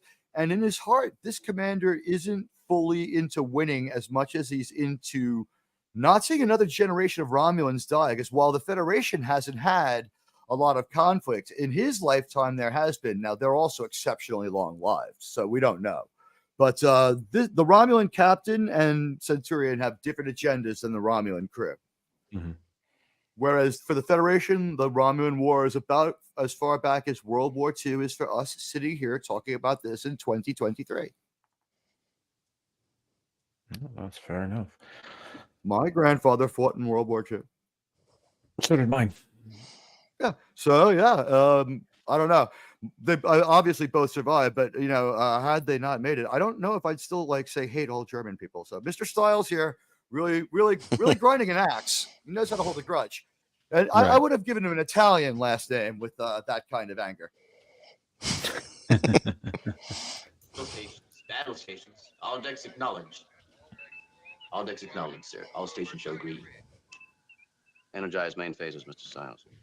All weapons to full power. All weapons to full power. Basic control room. Energize. Acknowledge. The way the Foley art sells it, All weapons energizing to full. the engine noises, the red alert. Happy wedding day. Almost. You won't get off my hook this easily. I'm Oh, gonna marry you'll you, be mister. surprised. Yeah, Battle don't face weapons get too sure, baby. Well, meanwhile, temporarily at least, I'm still your superior officer. So get with it, mister. All weapons show ready. Now- Starboard and midship weapons show ready. Some people who are not military or are not familiar with the time period, or even whatnot, might have an issue with the way that it's said here, because I think this might be the first time that a female is addressed as Mr. on Star Trek. That's not part of any agenda. That is simply the way that a military organization speaks to subordinates. Yep. You're going to see it again very soon in Menagerie when they talk to number one. So Mhm. that goes right back to the non-pilot proof of concept that is the cage. I don't know. I'm in the military and I've never called a female subordinate Mr. Usually call them by their rank. Fair enough, but remember, this military has if this military is a future military existing in a past where there were no women in the military except maybe the Soviet military, right? So Gene Roddenberry's kind of like wingy here. He's like, equality, what would that mean? All right, he'll call her Mr. That's my in-world on that. But there may Hey, be more. Paul Hadouken. Power And cut. yeah, Admiral, you're right. I think back in because my mom had to, as a lot of people being, growing up in the Soviet Union, she had to go through military training, like they do, for instance, in a lot of countries still today, like in Israel. So she's a lieutenant, but you always called each other basically either by rank, like lieutenant, or you said tavarish, which translates to comrade. So And that's for men and women. Yeah, with us, it's either rank or last name or the combination of the two. Do we have Navy people here? Or we only have people from our United States Air Force, right? Well, Lawrence, if you're still with us, Lawrence is Army. Yeah, I'm Army. Okay. I would wonder if we had a Navy person here, and I guess Roman and the Empire. Gosh, if you're out there, answer us in chat. But you know what? Anyone in the chat maybe who's been in the Navy, perhaps because of their tradition. And remember, the Navy and the Army precede the United States, so the Marine Corps. Well, I think you're right. About a year. I think it's part of it is part of naval tradition, but it goes back to when the British Navy was the dominant force in the world. Yeah. So if your commanding officer in the United States Navy is a female captain of a destroyer, and you're the executive officer, if you're the executive officer, if you're the captain of a destroyer and your executive officer is female, and you relieve her, you say, "You stand relieved, mister," just because that's naval tradition. I believe that to be the case, or at least was. I think that's accurate. And Starfleet is based on the Navy. Yeah, I can't speak to it, so I'll trust. Remember what you're saying. We love the Air Force, but the Air Force starts in 1948 on paper. You know, funny story. You mentioned talking about our grandfathers. My grandfather was a member of the Army Air Corps, and he was involved in the changeover when the Army Air Corps became the Air Force and split from the Army. Wow, so he stayed in after World War II. He served in Korea as well. He must have had some incredible stories. He did. He didn't talk about a lot of them. He was one of those guys who signed up when he was 16, 17 years old for World War II. My grandfather was here as an immigrant from Cuba, and he wanted a piece of World War II because he wanted to be an American, and he totally believed in the cause. So he became a citizen in Plymouth, England. So yeah, war makes for strange stories, right? Yeah. William Curry says he's Navy or used to be, and we used rank and last name at the time I was in the 80s and 90s. That makes sense. Thank you, William. Yeah. And it could just be that the language that's used here in the 60s is a holdover from an older time when navies were the major military power. Trek stays with it in Wrath of Khan. They call her Mr. Savick. Now, one thing that is that can be established, and this is what we do in the Air Force, is if a higher ranking person is addressing a lower ranking person, they can call them by their first name, but it doesn't go vice versa. Mm-hmm. And also, as we saw in this episode just now, you don't offer your opinion to a superior officer. You say, "Sir, permission to speak freely." And they could say, "No, shut up, do your job." But Mr. Styles is just freestyling, so to speak. He is, and he by rights should face some disciplinary action for that. But at the moment, there should be somebody on standby to take his station if needed. So yeah, they could easily relieve him and combine. I'm assuming Styles is the best at what he does, right? That's why he's there, and that's why he's on this shift with these primary people, the primary cast members. And I'm assuming also he's probably double shifting his best people. But we also have to remember Captain Kirk's intellect. When Styles talks about his grandfather dying in the war, Captain Kirk was probably already anticipating it because of his bridge crew. He's got that guy's life memorized. He's read his entire dossier. Yeah, and he could have also addressed it. He said, "I don't have anyone else to replace you, but I will deal with your actions after this is over." Something like that. We're gonna get there. We're gonna get there. Right? Well, let's I guess we should advance the plot. There we go. Switching the speakers. Outpost 4. Do you read me, Enterprise? This is Commander Hansen. Kirk here. We're minutes away, Hansen. What's your status? Outposts 2, 3, and 8 are gone. Unknown weapon. Completely destroyed. Even though we were alerted. Had our deflector shield on maximum. Hit by enormous power. First attack blew our deflector shield. If they hit us again with our deflector shield gone. Do you read me, Enterprise? Confirm what hit you, Hansen. What vessel? Identity? Space vessel. Only glimpse of. Can you locate the intruder for us? Negative. It seems to have disappeared somehow. I have you on my screen now. Switching to visual. Tie us in. Hide him, sir.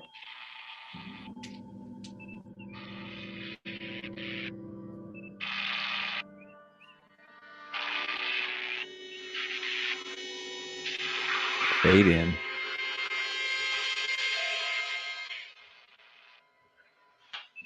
Enterprise.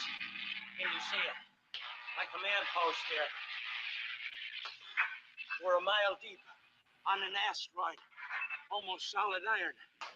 And even through our deflectors, it did this. Can you see? Affirmative. You're visual, Hansen. What do you have in the intruder? No identification. No answer to our challenge. Only a glimpse of. Then he fired something at us. Some form of high energy plasma. Fantastic power. And then the whole vessel disappeared. But it's out there somewhere. Our sensors show that much. Enterprise. Something coming on our viewing screen. Coming at us fast. Lock us under your screen. Switching. Can you see it, Enterprise? Can you see it? Here we get our first glimpse. In the center of my screen. You have phaser capacity. We're still out of range. Negative. Phaser's gone. Weapons cruise at it. Make Talons. Warn that ship off. Trying to, sir. They don't acknowledge. And here they fire their weapon.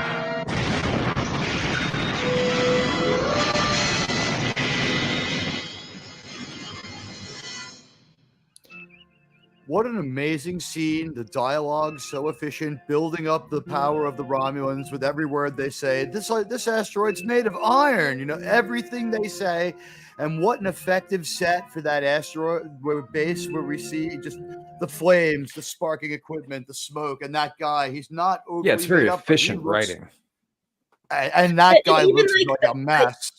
I think even like seeing Dr. Spock's face when he knows everything. Like, well, Dr. not Spock? everything, but yeah.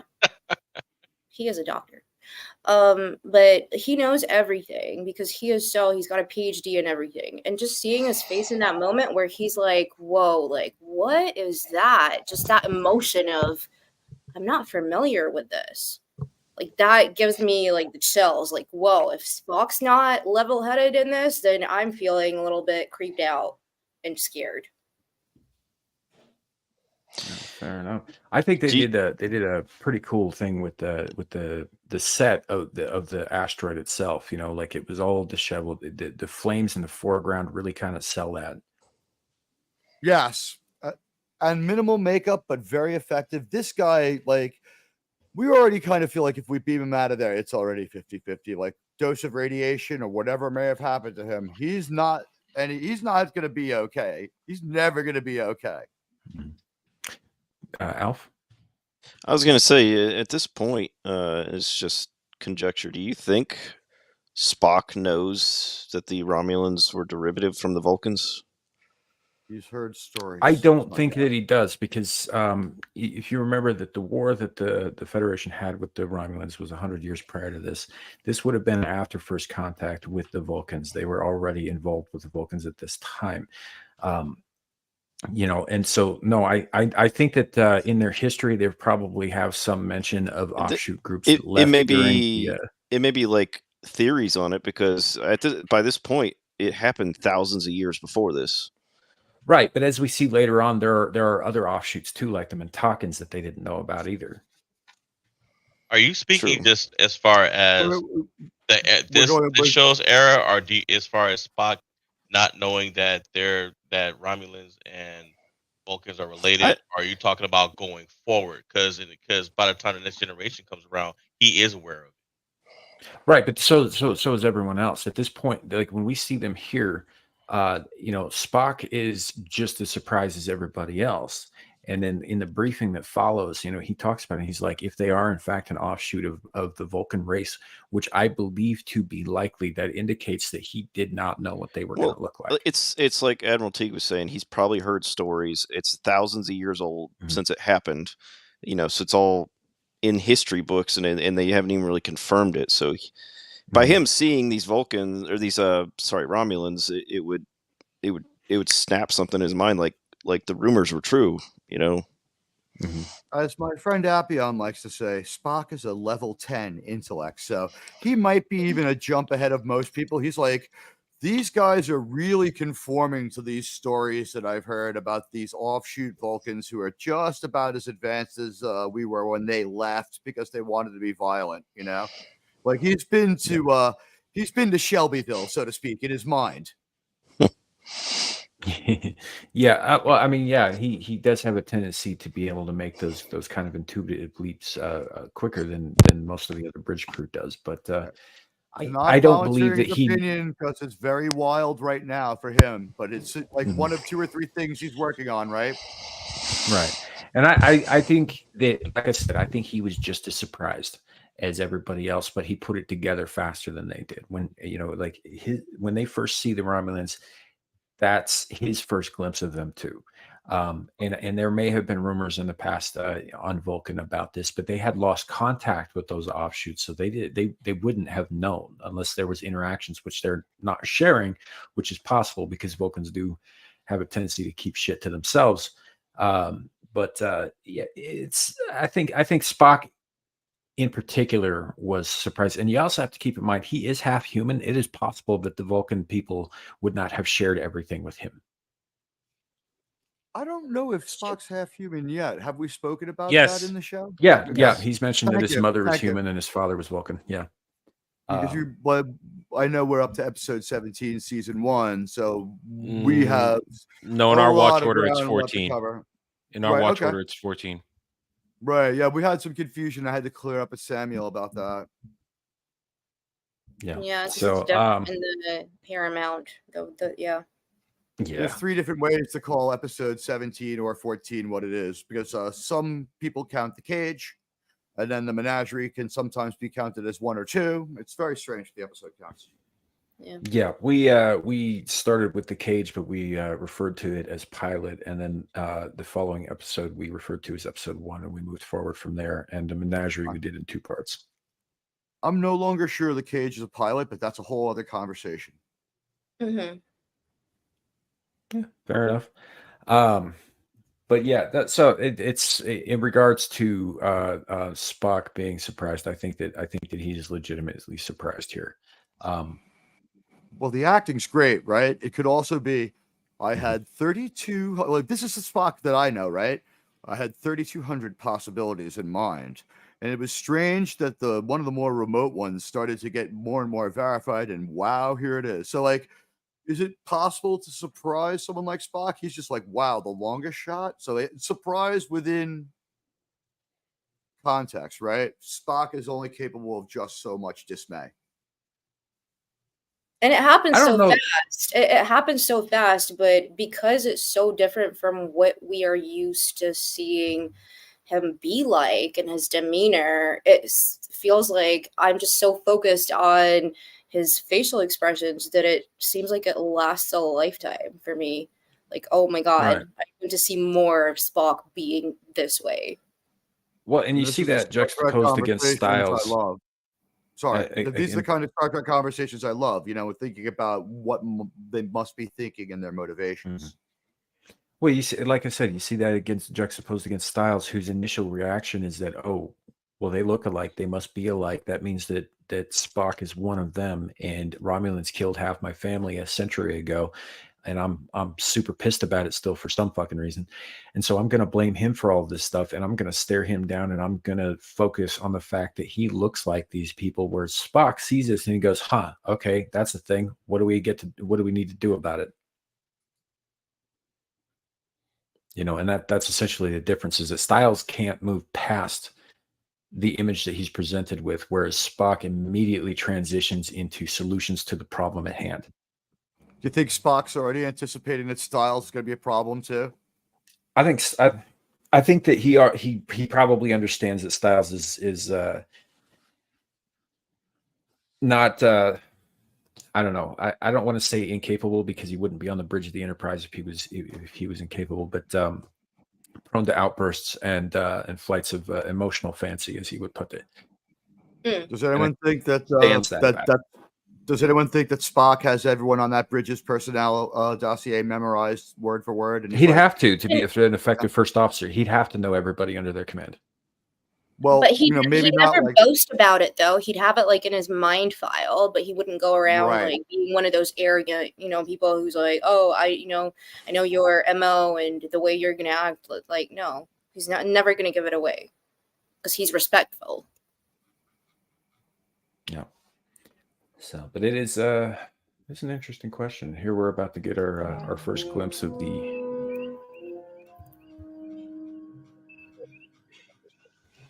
Outpost 4.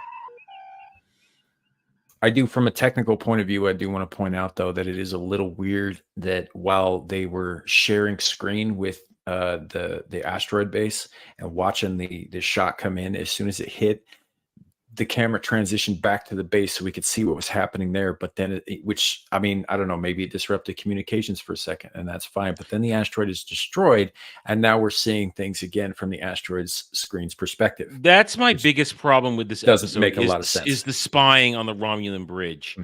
That just bugs me the whole episode. Like, what cameras exactly did they tap into? Yeah, it just I don't. It just feels like, wow, they could do this back in ToS era. Why couldn't they do it in TNG? Well, that's what I'm saying. Like, just a couple episodes ago during the menagerie, right? They're sitting there with during the court martial, and they're just like, "Well, we're very impressed with your cinematography, but seriously, where did you put these cameras?" Yeah, yeah, I remember that.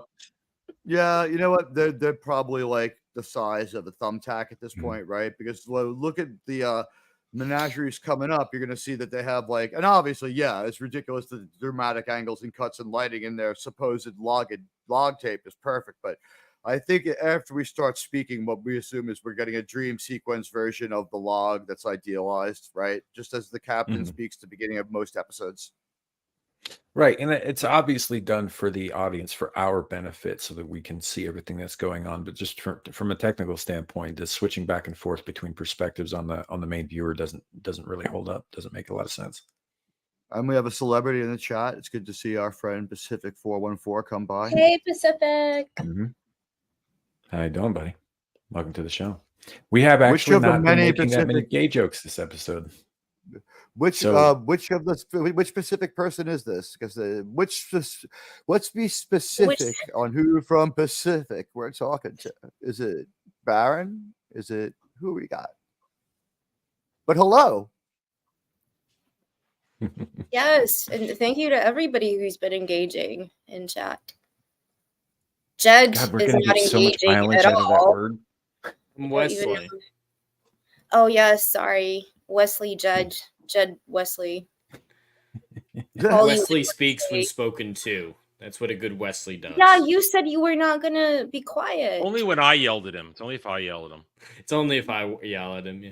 I just don't have a whole lot to contribute. You guys are covering the bases so thoroughly, but I just really enjoyed this episode. The technical aspect of it is something that really impressed me. Like at the beginning when I believe it was the Admiral who said the way that they kept their heads out of the screen so that they could crop it out properly for the viewing screen. Like that's subtle enough that most people wouldn't have realized. As I'm big into visual effects, so I was able to put that together. But it's just really interesting from my perspective, seeing the technical prowess of something this old and how well it holds up. You know, I have to, I feel for Jed because this is, I feel like he does when I was on his Witcher stream because I knew almost nothing about Witcher. Yeah. But I do think that we've been entirely too serious and straight on this episode. So, you know, Redshirt, why don't you go get a room with Wesley and tell him to shut up? Hey, listen, we do that every Saturday night anyway, okay? I already told him. What, in real life? God damn it, Anna. Yeah, you may know porn, Anna. These two make it. But there's no cameras. They just practice. Yeah. Well, Adam was there when porn was invented, so he has a little bit deeper knowledge than the rest of us.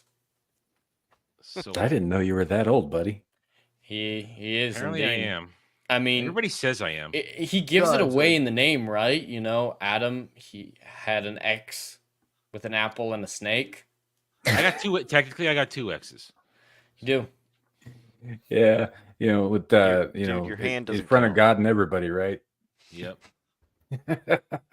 I can see everybody's already looking at the Riker porn programs I gifted you already. I like how they make out the holodecks to be this great thing, and every dude's gonna go over there and use it for naughty reasons. You don't want to use it after Riker. You don't want to use it after Riker.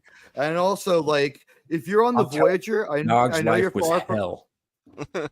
if you're on the Voyager, I know it's boring. Like, start having like multiple affairs with your crewmates just for some drama. You do not want to go into that holodeck. That is the most wonky, malfunctioning holodeck in all of Starfleet. We've never seen a holodeck do so many strange things. Stay out of that holodeck. Oh yeah, as much as it is separate and has its own issues, that's why I love the Orville being a parody of Star Trek. Sometimes they can delve into that because there's a whole episode about porn in their holodecks. The and environment, the environmental simulators, right? And even in there's Deep Space Nine, man, even in Deep Space Nine with the hollow suites, right? I think there is a throwaway line at some point where Quark's telling somebody to go clean out the hollow suite after that last guy. Well, Tom Riker says to Harry Kim, we all fall in love with and have sex with the hollow characters. Like, come on, don't worry about it, Harry. It's fine. And then we see like Captain Janeway later. She's just like in that Irish town, like, and she's just like so down with everyone and treats these people like they're real, even past the point where like we saw Picard had like some like safeguards in his mind. He's like, I really like this book, but it's time to put it down. And he's like, I guess it's a big goodbye. He's like, yeah, whatever, snap. Whatever you do, don't fire up Dermy's holodeck programs. They've got to have some sort of self-cleaning on them. They got a mop boy. His name is Nog. Yeah, there's additional environmental features in there. Like if it rains in the holodeck, you still get wet. So there's some real aspects of it. We have those cleaning features, but we just like to let the red shirts clean it. Right. That's why I'm saying. Why do you think Nog was so keen on running off to join the Federation and in wartime? Because his teacher in the Deep Space. I was going to say it's because his teacher Keiko at the Deep Space Nine school was a Federation supremacist who had to be taken out of her job for preaching too much politics at work. Remember that episode? Yeah, but I think that it had more to do with the fact that his uncle kept making him clean up alien jizz.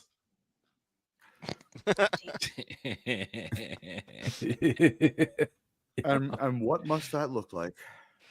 I don't know, but Nog would know. I actually want to say something. You all give me shit for saying I know porn, but like on the very first stream, when you invited me and I came on as comm specialist, I literally started talking about Star Trek porn that I've seen with actual tentacles, Kenzo. I don't know if you're still there.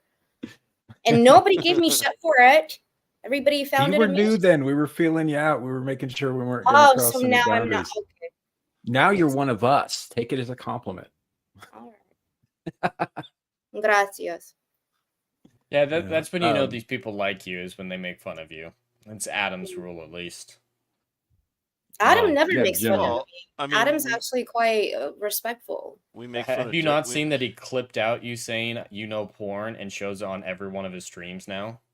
I mean, we make I fun thought of that was Samuel. I did one video. Adam clipped it and he shows it on his live stream. Well, it's just part of the opening. No, I'm engineering comms. I'm with Adam. You got to stick with your brothers. Red shirts for life. Yeah, that's right. It's entertainment intro. Come on. And then I play the one where I said, listen, I played hers today. And right after I played the one where I talked about last week, gripping each other, not gay. So, hey, I played my stupid gay joke in there too. Yeah. You got kind of weird with the double Dutch rudder. Hey, man, us red shirts got to stick together. I don't know. I got nothing. No matter the cost. There's difference between sticking together and being sticky together, but okay. So, Star Trek. Disintegrated. Yeah, hey, back to that great episode. Position of the intruder, Mr. Spy. Disappeared. Interesting how they became visible for just a moment. And they opened fire. Perhaps necessary when they use the weapon. This also establishes lore about cloaking devices and how they work for years to full come. magnification. And but here's the thing: it's not magic thinking, right? Spock's like, "Here's something strange," and Kirk's like, finishes the thought. You know, there's a lot of power drain when they fire this thing. Invisibility is theoretically possible, Captain. Selective bending of light, but the power cost is enormous. You may have solved that problem. Continuing to challenge, sir. Still no response. Discontinue. Contact remaining outposts. Have them signal us any sightings or sensor readings in their area. Yes. Lip has changed his heading, Captain. And in a very leisurely maneuver. He may not be aware of us. Their invisibility screen may work both ways. With that kind of power consumption, they may not be able to see us. That's an interesting thought. 111. Well, we find out it's Mark true, right? 14. They only have limited sight. They have limited engines. They've got super weapons and super stealth. The Wait, I have Enterprise a is far more question. balanced. Can they actually fire their torpedoes or their phasers, as they call them in this episode, when they're cloaked, or is it only when they're not? They have to drop decloak. That's like a fundamental rule they establish here. You can't fire while cloaked.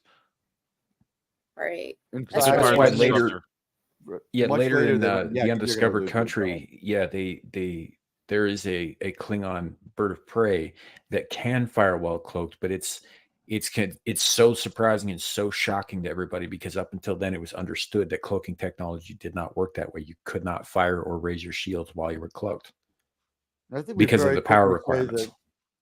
I think we very quickly find out that ship's non-tenable, like in a throwaway line. Mm-hmm. Yeah, and you would ruin all Star Trek for all time if you could fire while cloaked.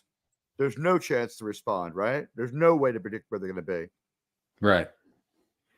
And even with the bird of prey in the Undiscovered Country, even with its ability to do so, part of it, a small part, but a detectable part of it, did decloak when they were firing. It may not have had a cloak as good as the other ships, but you know what? That's a question for the novel. They kind of make it clear that this is kind of also real early cloaking technology. I think they're still working out the kinks. Yeah, they're working out the kinks. But meanwhile, like the other thing, the Federation has the strongest shields, probably also the strongest sensors, right? Because let's think about what they're more hung up on than having the best weapons. Like these are anything but Packlids on the Enterprise. They're pretty strong, but they've got the ability to, but here they're going to hack their bad guys' security cams.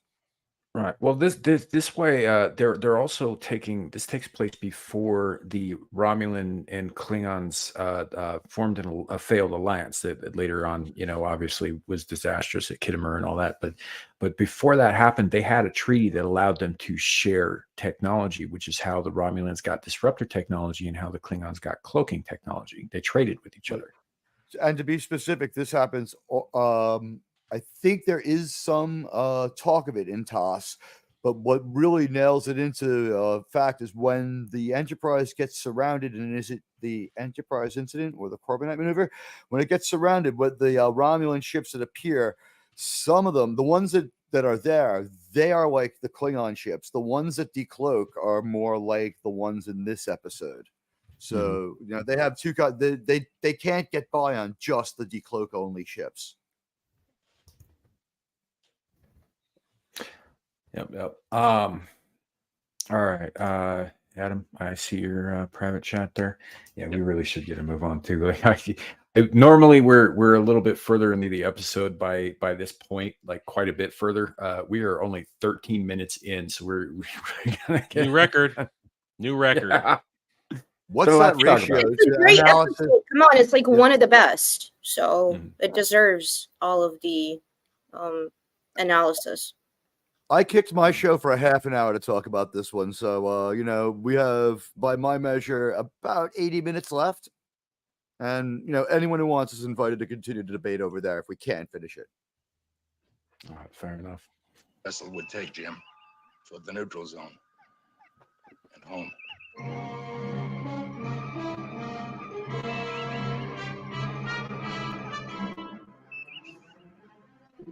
Parallel course. Don't you mean interception course, sir? Negative. You and Mr. Sulu will match course and speed with the object on our sensors. Exactly, move for move. If he has sensors, I want him to think that we're a reflection, an echo. Under no circumstances are you to cross into the neutral zone without my direct orders. Acknowledge, sir. Cancel battle stations. All decks stand by alert. Cancel battle stations, sir. Captain, may I respectfully remind the captain what has happened? The Romulans have crossed the neutral zone, attacked our outpost, killed our men. Mr. Stiles. Add to that the fact that it was a sneak attack. Mr. Stiles, are you questioning my orders? Negative, sir. I'm pointing out that we could have Romulan spies aboard this ship. I agree, sir. Respectfully recommend all decks maintain security alert. I knew that Sulu was a shifty son of a bitch. All deck security alert. You know what? Just text that thing to the captain that you just said out loud in front of everybody. It's from their ship. Type it in. Sounds like code, sir. I have a fix on it, Captain. See, here's the thing. Spock and Uhura working in tandem make the idea we could hack these people believable enough to me. Yeah. We're about to get our first glimpse of the Romulans. And there they are. Look how cool and efficient their ship is, too. Like the design. Spock's like, Dad, what the fuck? I am your father, Spock. Oh, wait, wrong franchise. Sorry. Sarek's been a double agent the whole time. We kind of missed that reaction we made a lot of from Spock, unfortunately, but there's only so much we can do, right? Yeah. Right.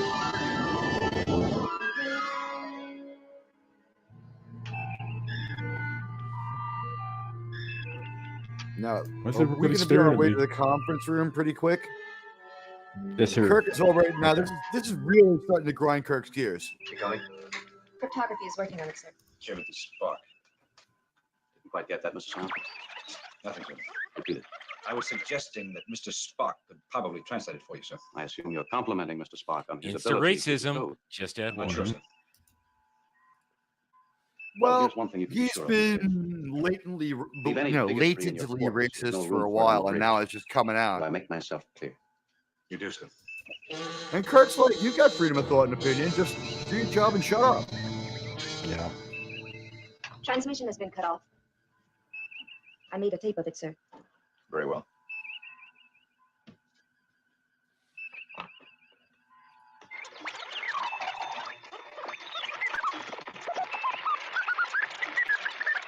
Something visual ahead, Captain. At extreme range. He's changing course, sir. Stay with him, Hal. Turning, sir.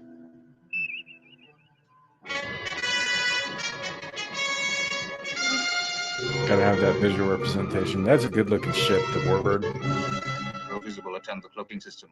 Consumes much power, Commander, with no enemy to That concern. Earth outpost called to an Earth vessel. Now it follows us. Which neither retreats nor grows near. Which turns as we turn. Commander, it is our judgment we run from a reflection. Perhaps so. But See, my their- judgment prevails. Their sensors clearly are wanting here.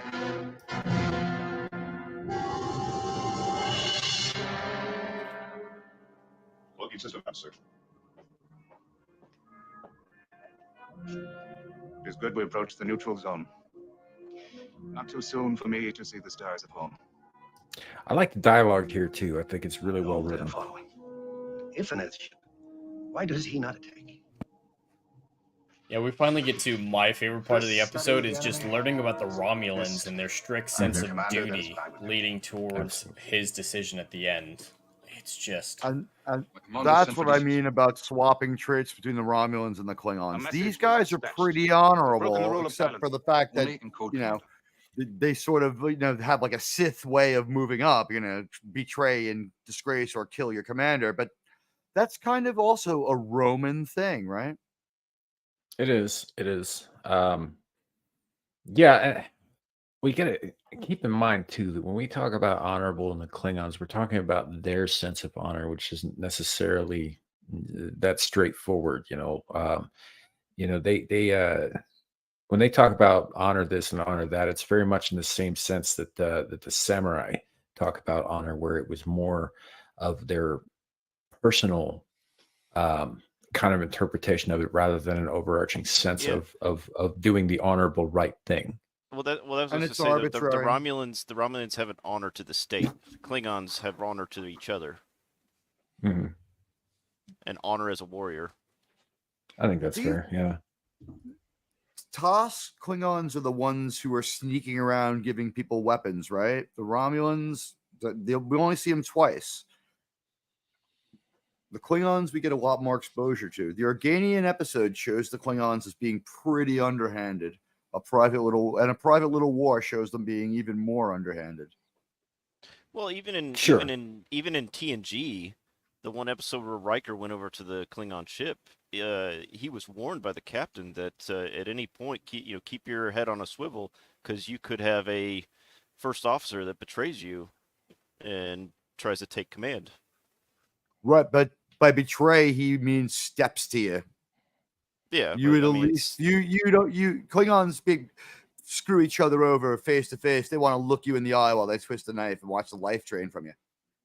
True, but that's not honor as in chain of command honor. It's I guess it's how you interpret it, It's impractical. We have to assume that they don't use it a lot, right? Because if you could always do that, like they're not mirror Federation bad, right?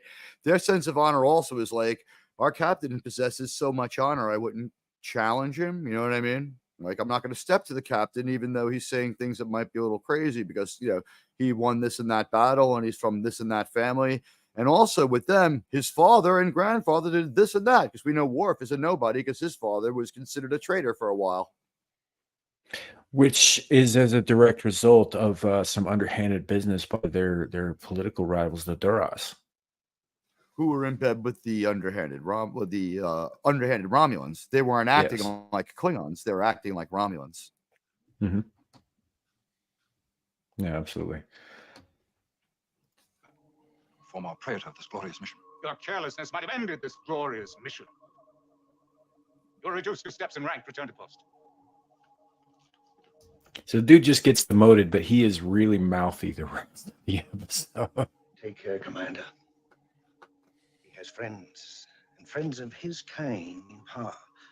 Yeah, I think power is danger. Danger and I. This dialogue tells me like he's feeling like he's going to be restored and maybe even prevail over the Centurion. No need to tell you what happens the moment we reach home with proof of the Earthmen's weakness, and we will have proof. The Earth Commander will follow. I think, though, Teag, speaking to what you were saying about the honor, these Romulans being honorable, I think what we're seeing here is that these are 2 old warriors who are honorable, who are having a discussion. But Decius is young, and Decius has friends, and it's implied that those friends have power. Ergo, they're in the Romulan Senate, or they're close to the Praetor, or they're nobility of some kind, which is politics. And I think that what they're hinting at here is that the old ways that these guys adhere to, these 2 men right here adhere to, have already begun to decay and go by the wayside back on the homeworld. And that's why they're afraid that this one-sided attack on the Federation is going to encourage a war that's going to be really terrible. Right, and it's also implied here that I think actually the commander, because they never give Mark Leonard's character a name. He's just the Romulan commander. No. But he outright states that the Praetor wants a war, and I think that they don't quite say it out loud, but I think this is a new Praetor. I just want to say, Samuel, Praetor Wants a War is a punk band I would go see. Fair enough. And I'd buy their T-shirt. I'd buy that T-shirt. Praetor Wants a War. Yo, man, I saw them on the Cloaked tour. Meantime, before we get too much further, Jed, I know you have got to bounce. Yes, unfortunately, I only had 2 hours, and we're not getting through this episode very fast, which I feel bad about because we're finally getting to the part that I'm interested in. The stuff that really appeals to me is seeing the Romulan military structure and their code of honor and whatnot. But unfortunately, I do have to bounce. It was great being here, great talking about Star Trek, because as I mentioned at the beginning, I get so few opportunities to do so. So thank you all for having me, and I hope to come back at some point and talk Shut up, about... Wesley. Dude, Jed, reach out to me on Twitter. You know, I'd love to have you on. You seem like a great guy. And we Really will nice to definitely make have you your back. All right, Jed. I'll see you later, man. All right, take care, care, y'all. dude. Bye, dude. It's the end of your career as an acting ensign. He's my punching bag. I can abuse him all I want. Yeah. But you guys if he's run this like a new Trek ship, right? You just like come on the bridge and phase a couple of people, send a message. pretty much, we will be having Jed back at some point. It was great to have him on. If you're still listening, buddy, thanks for coming. Really appreciate it. And you know, keep in mind for future reference, shut up, Wesley.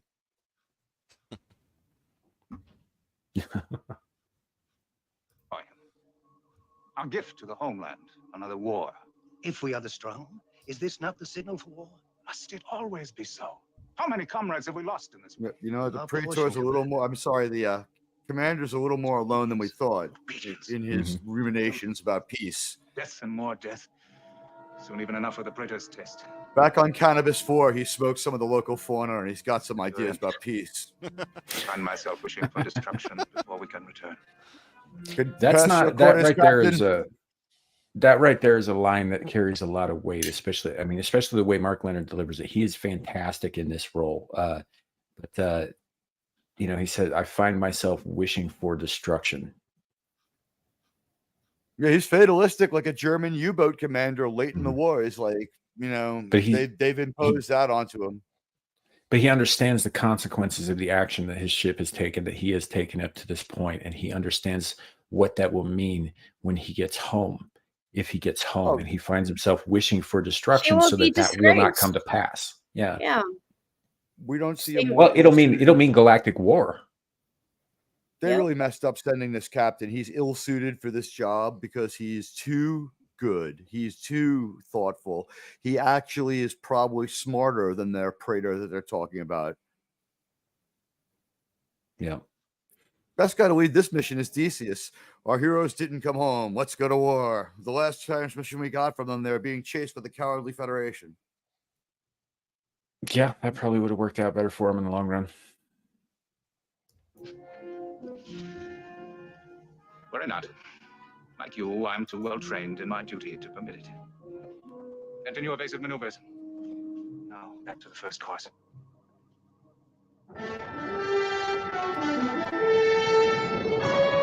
Ship porn, Alf. Ship porn.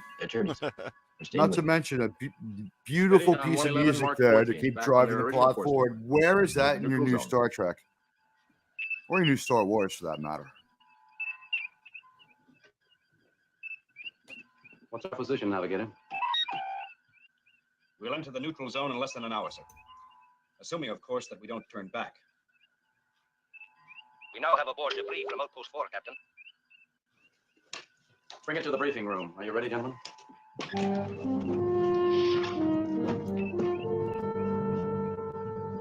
Yeah, it could solve all their problems by firing a photon dermy. The outpost protective shield. Oh my God! Oh, true weapon of mass destruction. This is the hardest substance known to our science. It lands. Back taco. Lab Everywhere. theorizes an enveloping energy plasma, forcing an implosion.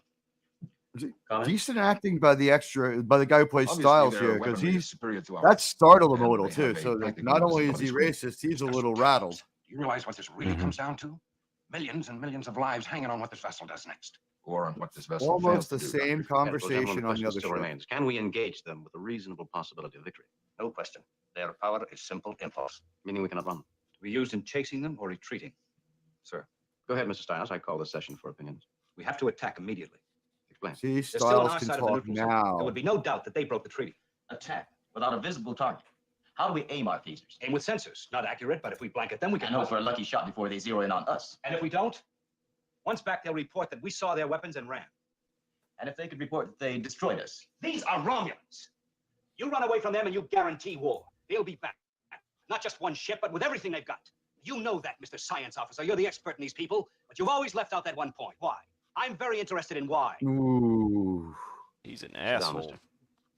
Well, he might have tried the synthocrack that his replicator makes. It's much like regular crack, but the effects are easily dismissed. Attack. Here's the thing, though, is that Styles is coming off like an asshole, and he is letting his bigotry lead his mouth. But nothing he said tactically is incorrect.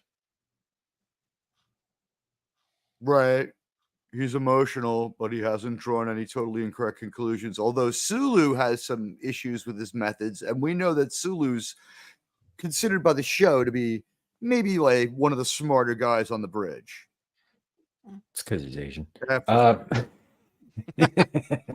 Math didn't come into this, but we do see him a captain by the end of this run, where Chekhov stays as commander. I think to a degree, math is part of his equation, because what he's talking about, what Styles is talking about, basically is like firing blind, or the equivalent, as you brought up earlier, depth charges, right? And that a depth charge doesn't have to be accurate. It's just got to give you something to ping off of, so that you can use your more accurate stuff. And I think what Sulu's worried about here is like, how accurate is that going to be in a 3-dimensional space? I don't know if the depth charge enables you to echolocate. I think that stops that for a moment because it's so much noise. But speaking to your point, if it doesn't have to be that close to really damage the submarine, say force it to the surface, at which point you either take it or you destroy it with your guns, or damage the submarine to the point that just one propeller starts to rattle a little bit. That's how sensitive the equipment is, and that's what we're going to start to see mirrored here as we continue. Right, and I don't think that they've mentioned it yet. I'm not even sure that this Romulan vessel is equipped with shields, but we know from future episodes that they cannot shield themselves while they're cloaked, which would definitely leave them vulnerable to a proximity explosion. So Styles' thinking here isn't so terrible, but like what Sulu's saying basically is, well, we might hit them, but they'll absolutely know where we are when they fire back. Yeah, and I think that they both have valid points here. But yes, Styles he's being a dick about it. He is, but he isn't wrong. He's not. That's why he's not kicked out of the meeting. Captain, especially because Spock just agreed with him. Yeah. And we saw Styles being out of place and insubordinate almost on the bridge with Kirk. And Kirk, he's trying to mentor every member of his crew. He's a good commander like that and leading by example and being brave. But, now Styles, who's been chomping at the bit, he's like, all right, Styles, you've been ready to go. This is the place for opinions. Go for it. Literally telling him, hey, here's your safe space, bro. Go ahead for it. Go for it. Indeed. So our doctor has been called away to distribute martinis elsewhere in the galaxy. Yeah, sorry guys, I got to get going. I got some family stuff. Also distributing martinis, but yeah, it was Thank good. you for the beautiful martinis. Yeah, it was a great episode. This is one of in my opinion, one of the better episodes in TOS. But I gotta go. You can catch me on Twitter, dropping memes and pop culture commentary. Also, my Horny Alf channel on YouTube, Rumble, Twitch, Kick, whatever you prefer. Tonight, I will be playing Grounded on my channel. Also, collabing with the Vets Talking channel. Going to be putting it on there too. So check it out. It's gonna be me, Devil Made Me Do It, Paul Hadouken, and I can't remember who the last person was. Oh, Ryan Reaper. So, yeah, come check us out. Of course, you forget the Australian. Well, I mean, Australia doesn't exist, so. The world forgot Australia, so. Oh, wow. All right. Later, everyone. Night. See you later, Al. Thanks for coming. All right. Well, we are dropping like flies. We are trying to get through this. I do apologize to chat. Normally, we are a little bit faster about this. It kind of happened. I blame Devil. He's not here to pressure us to get done before get ranked. There is that, and there is also the fact that this, I think, is a particularly engaging episode, and there's a lot of meat on the bones of this one. Yep. Not to mention all the episodes that have relationship to it by virtue of the Romulans. We're going to see them again in Enterprise Incident, which is one of the best episodes of this entire series. And they're going to play a more prominent role in TNG. So yeah, good world building and lore building for the Romulans, even though we do make some changes. But hey, 100 years goes by. Maybe they change. That's true. you suggesting we fight to prevent a fight? Based on what? Memories of a war over a century ago? On theories about a people we've never even met face to face? We know what they look like. Yes, indeed we do, Mr. Styles. And if the Romulans are an offshoot of my Vulcan blood, and I think this likely, then attack becomes even more imperative. War is never imperative, Mr. Spock. It is for them, Doctor. They just agreed twice. Like Earth, at its aggressive, colonizing period. Savage, even by Earth standards. And if the Romulans retain this martial philosophy, I love that little something we dare not show. dig by Spock. We were bad, even worse than you guys. Captain to bridge. This is Uhura, Captain. What's our position? Course unchanged, sir. Estimating treaty boundary in 21 minutes. Are you continuing to broadcast tactical reports? Affirmative, Captain. And at this distance? Approximately 3 hours before receiving a reply to our first message. Thank you, Lieutenant. Check our course ahead, Mr. Spock. A comet magnitude 7, dead ahead. And the intruder changing course toward it. Element Icarus 4. Composition? Quite ordinary. 9 eyes mass, a trail of frozen vapor particles. And when an object passes through it, even an invisible object, it leaves a visible trail. Ah. Now, if you like Wrath of Khan, all hands battle stations. Like I said earlier in the episode, this sets up a lot of what they did in Wrath of Khan in terms of the kind of cat and mouse. And also using the nebula, using the comet's tail.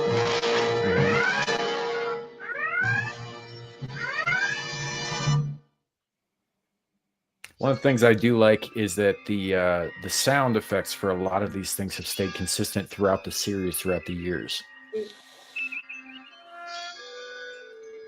Like you hear that red alert sound, that's like looking at Indiana Jones' silhouette. You know exactly what that is and what Where that it is. comes, yeah. Intruder now bearing directly for comet's tail. There's some subtle changes and there's some notable exceptions, but I agree. Like in the motion picture, it's just a male voice yelling "Red Alert" Swing around the other robotically over and over. At that moment. Acknowledge, Captain. He's maintaining that bearing, Captain. Let's get We kind of move away from that Enterprise pretty quickly. How pleasing to the eye it is. Behold, a marvel in the darkness. You spoke of entrapment. Its many particles will obscure their sensing device, said Joanne. We enter it, Commander.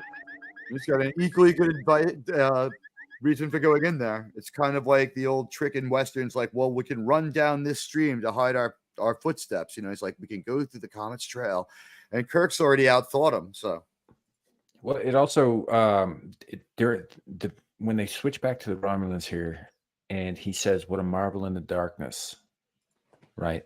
That also, it's a one line, but it reveals so much about Romulan mentality that these are not simply, warlike people doing warlike things. They appreciate beauty, which leads us to believe that they have culture and they have art and they have, a rich history and that there's so much behind what's going on here that we're not seeing, but it gives us that illusion of a depth to the world building.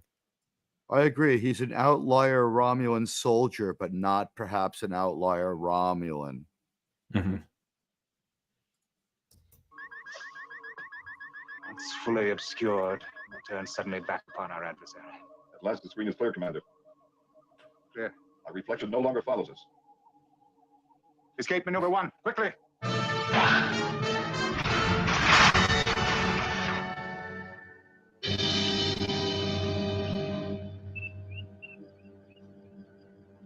They went with Styles' idea, right? They spread some fire around. And here she goes. Mm-hmm. Phaser crews ready? Phaser signal ready, sir. They'll only be visible for a moment. Stand by. So Kirk's like, my racist idiot is at least useful. Sir, nothing in the last moment. He Must have guessed our move. Hard to starboard now. Hard start. Did exactly what I would have done. I won't underestimate him again.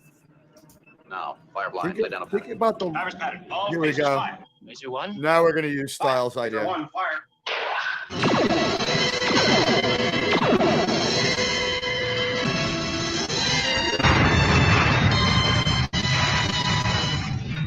Phaser 2. Fire. Phaser 2, fire.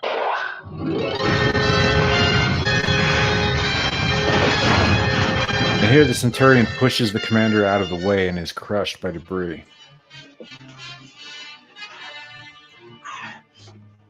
It shows that they have some regard for their own life, for the lives of their fellow Romulans as All well. power to weapons.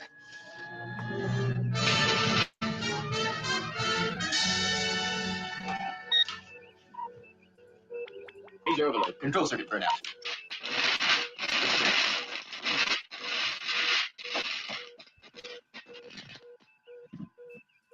It'll take time to correct, sir. Captain, are they surrendering?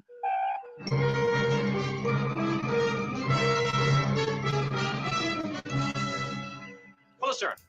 Emergency warp.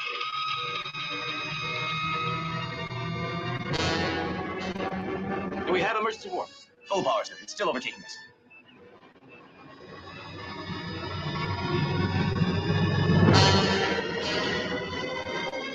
We can get one phase alert, sir. One shot and detonate.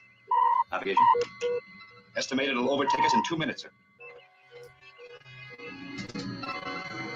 Phasers, Mr. Spock. Impossible, Captain. Feed this to the space recorder and jettison immediately. There's the yeoman. Should I continue log entry?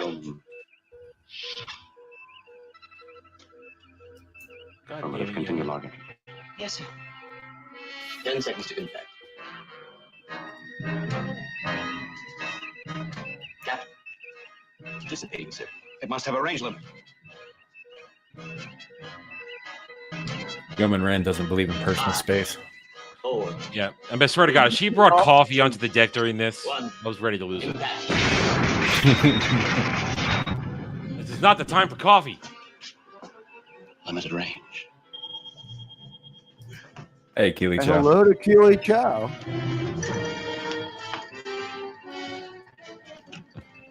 Phasers operational, Captain. Intruder bearing 111, Mark 14. Not always away. Phasers ready seconds after we actually needed them.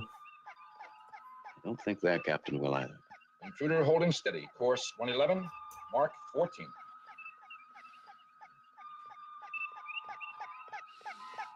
Same as before, Mr. Sulu. Stay with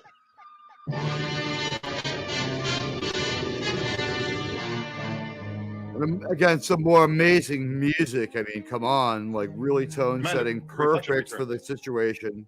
Activate outlook. Commander, our fuel runs low. Quickly. The Earth vessel? Impossible. Moves as we move. The commander is not one to repeat a mistake.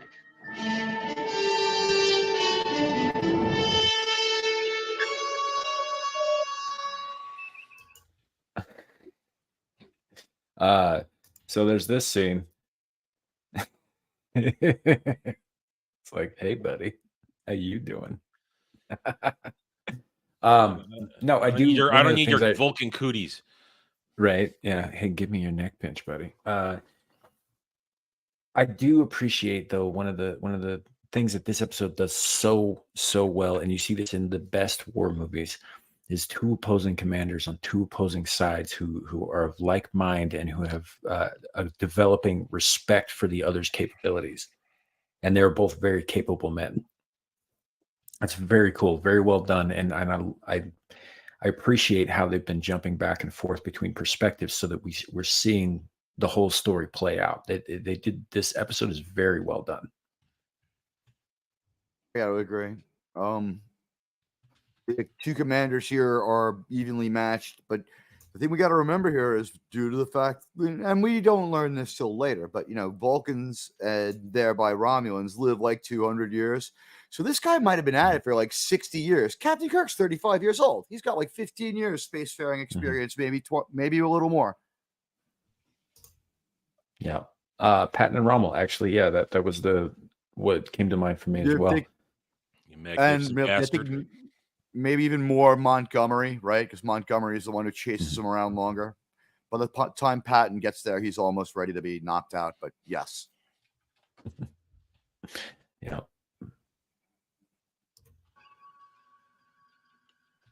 Under the neutral zone in 1 minute, Captain. Do we violate the treaty, Captain? They did, Doctor. Once inside, they can claim we did. A setup. They want war, we furnish the provocation. We're still on our side, Captain. Let's get them while we are. Before we enter the neutral zone, Full ahead, Mr. Sulu. Maximum warp. I love the Standby. absolute Distance? determination. William Shatner doesn't hesitate. I'm sorry, Captain Kirk doesn't hesitate. The delivery and acting by William Shatner, absolutely perfect. Bridge lit perfect. You know, the executive command crew, the most important people on the ship, talking to the captain more or less in confidence. Everyone focused on their job. They're being extremely military. Mm-hmm. Yeah. Now the only issue that I'm having with this is like when he says maximum warp, aren't they going to overshoot the enemy ship by like light years? But isn't there Considering that's that the plan. there's a consequence later that happens in a couple of minutes for doing that? The idea is he is going to jump ahead of them and take advantage of what he's sensed in his mind that they can't track him as well as he can track them. They keep saying it's a shadow, it's this, it's that, and they're not cloaked. The Romulans are cloaked, and he's like, we've got a shot. Like, he's got as good of a view on them as they do on him after he starts using the best minds on his ship to start working with the information he has provided. I'm assuming the Starbase computers helped a lot too. Yeah. We know their Achilles heel, Mr. Stiles. Their weapon takes all their energy. They must become visible in order to launch it. A phaser hit at this distance would be the wildest stroke of luck. I'm aware of that, Mr. Stiles. Our phaser's ready? Phaser's sure ready. Commander. Again, Mr. Phaser Stiles action. needs to be slapped down now.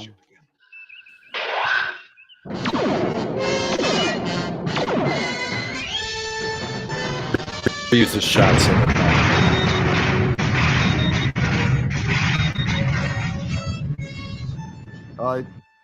Just quick, another franchise here. Here's the entire plot of The Last Jedi solved for you, right? The bad guy fleet easily could have just hyperspaced ahead of the Resistance and finished them off immediately. So Captain Kirk outthinking General Hux and Kylo Ren here. Yeah, I didn't watch that movie. You're a wise man. Yeah, I've never been so angered by the ghost of a goddamn puppet, let me tell you. Yeah. Yeah, I didn't watch that movie. It seemed dumb, so I skipped it. Well, Adam got lucky, at least his Avatar did. There will be no J.J. Abrams crawl. He gets paid not to make that. Way to go, J.J. Wait. Did they cancel it? I've heard as much. I can't say anything officially. I've heard that J.J. Abrams crawl is like in production hell right now and probably not going to happen. Fuck Jar Jar. Well said, my friend. Well said. I like the cut of your jib. In my opinion, Isn't no it funny how Anna's avatar is lining up right over the silhouette of that person's body, and it kind of looks like she's standing That there? happened last week too. What the hell? Yeah. Well, that's what you I get look. for no porn. It's mostly a bunch of avatars, and then we've got Anna. So I try to, give us a little bit of symmetry here. Like I said, my Yeah. I spent 2 Anna had hours a on better, camera more before alluring this. silhouette than DeForest Kelly. I'll do a dermy. So actually it doesn't look like I have a really long body.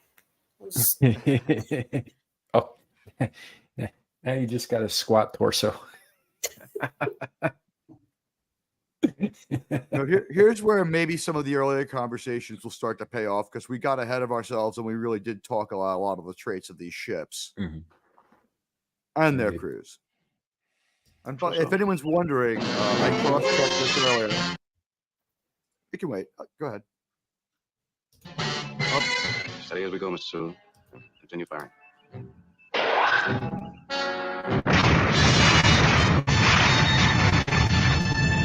Commander, they stay within range. I will tend to the Centurion. Tony, Centurion is dead. Why don't we fire, Commander? No. No, he's shrewd, this starship commander. Tries to make us waste energy. It's estimated we have only enough.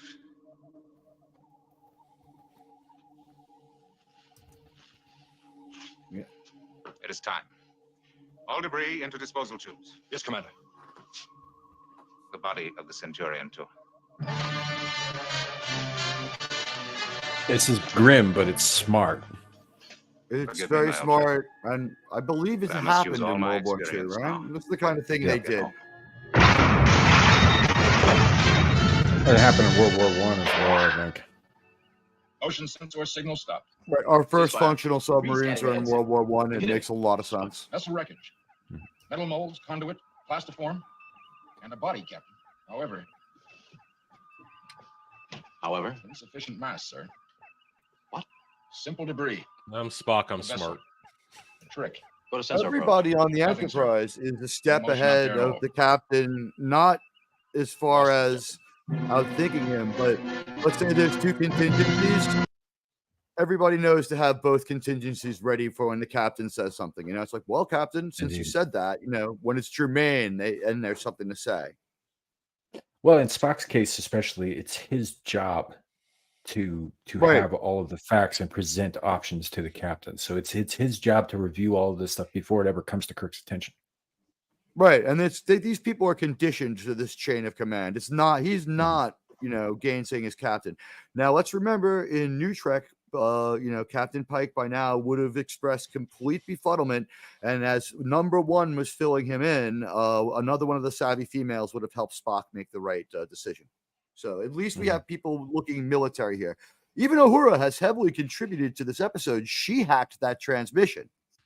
She did. Yeah. Uhura has proven herself to be very competent time and again. You know, everybody on that bridge is, even the hot-headed helmsman that they get from time to time, like Styles here.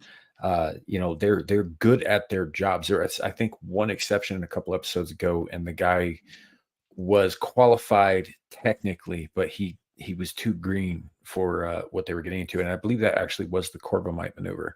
What was his name? Riley? Yeah. Riley will be back. And by the way, just to clear this up in Star Trek lore, we're going to see a Captain Styles in Star Trek 4. They spell the name differently. They are not the same person, though it would track with age, rank, and everything else. But it's and the way the guy acts, just like this guy is a dick. But no, they are not the same guy. It's spelled differently.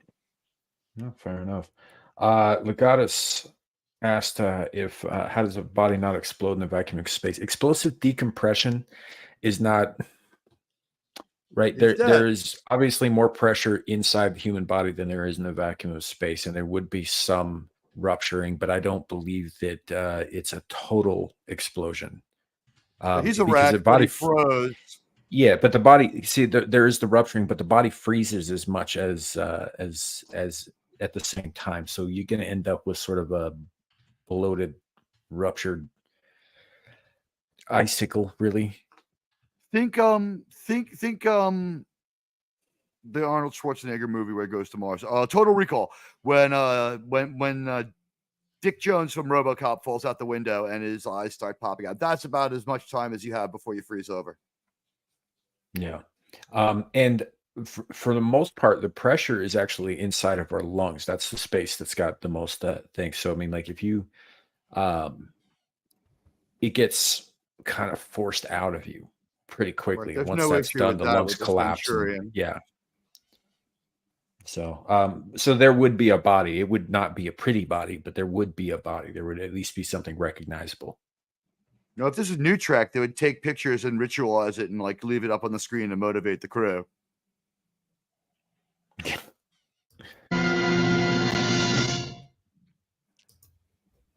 Do they know how to go to commercial or what? What an act of a show, huh? And what a way to come back. If you haven't been watching with immediate catch up, boom, No you reaction know on everything our already. motion sensors, but believe the Romulan vessel to be somewhere close by, with all engines and systems shut down. The Enterprise is also playing the silent waiting game in hope of regaining contact. I must make the repairs in the transfer coil. It's giving out again. All right, Mr. Spock. We're quiet.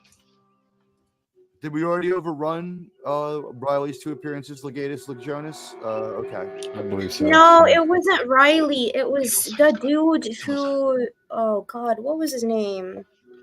He was kind of like spazzing out on deck too. All right, but we see Riley's other big appearances, Conscience of the King. We did that last week. Oh, that was the episode we did last week. Yeah, no, the other guy that kind of looks like him, but is supposed to be the one we left with Ron Howard's little brother. Okay. No, the one who was extremely and Bones was always saying like you got to go easy on him because he's really under a lot of pressure. And Yeah, Kirk that's kept the officer I was referring to, and what was his I just name? I don't recall what his name Wheeland. is. I'll get that Officer for you. of the week. Yeah, I'll get pretty that for much. Yeah, but he was the one who was freaking out when when they during the Corbinite Corbinite maneuver, maneuver, when right? the aliens were saying, "Hey, I think it was you've Corbinite got maneuver. 10 minutes and Yeah. you're gonna die." And he was like, "But we're all gonna die. Why are you all acting like machines and all this shit?" And then he gets relieved of duty, and he comes back, and then he gets taken over after all that's said and done. After the maneuver is successful, to the alien vessel with Kirk, and he gets left behind with that creepy little man child in his Tranya. Lieutenant Bailey. That's right. Thank you. Bailey. Okay, Good. thank you, William Curry. Thank you so much. We appreciate Lieutenant that. Bailey's and cream. Yeah. Oh, Jesus Christ. What? He was drinking that crap. Bailey is creamed. Well, maybe he's one. Never mind. Yeah, Bailey. But he goes on to was do pretty soap eager to be operas. left with the childlike Hey, alien with the little oversized guy. head. I'm gonna fix your teeth. Well, you know what? Honestly, the alien only looks childlike. It's not as bad as Cass. And here's the thing: they're there to seek out and explore, right? Like this alien's benevolent, and he doesn't hate the Federation. Bailey's It's gonna like, explore, all right. Yeah, but Bail you out don't leave one crew member behind on some weird alien spaceship for like an unknown number of years. Anna, or months. Hey, But it's gonna be Anna, a party maybe every that- night. maybe that Tranya. Tranya is really convincing. Tranya. Tranya's gonna make it all go down easy. Take that any way you want. It's social lubricant.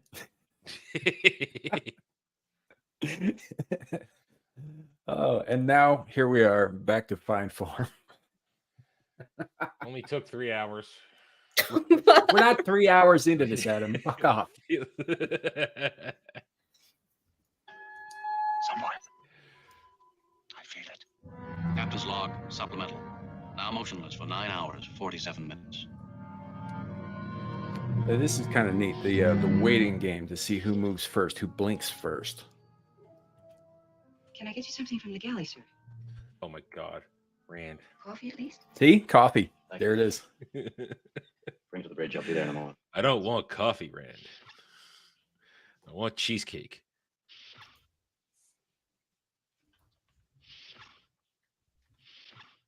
I wish I were on a long sea voyage somewhere.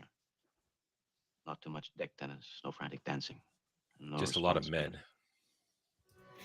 Why me? Look around the bridge. I see the men waiting for me to make the next move. And Bones, what if I'm wrong? Captain, I don't really expect an answer. But I've got one.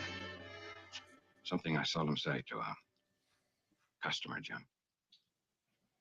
In this galaxy, there's a mathematical probability of 3 million Earth-type planets. And in all of the universe, 3 million galaxies like this.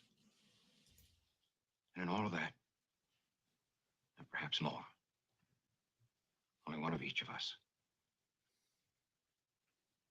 Don't destroy the one named Kirk.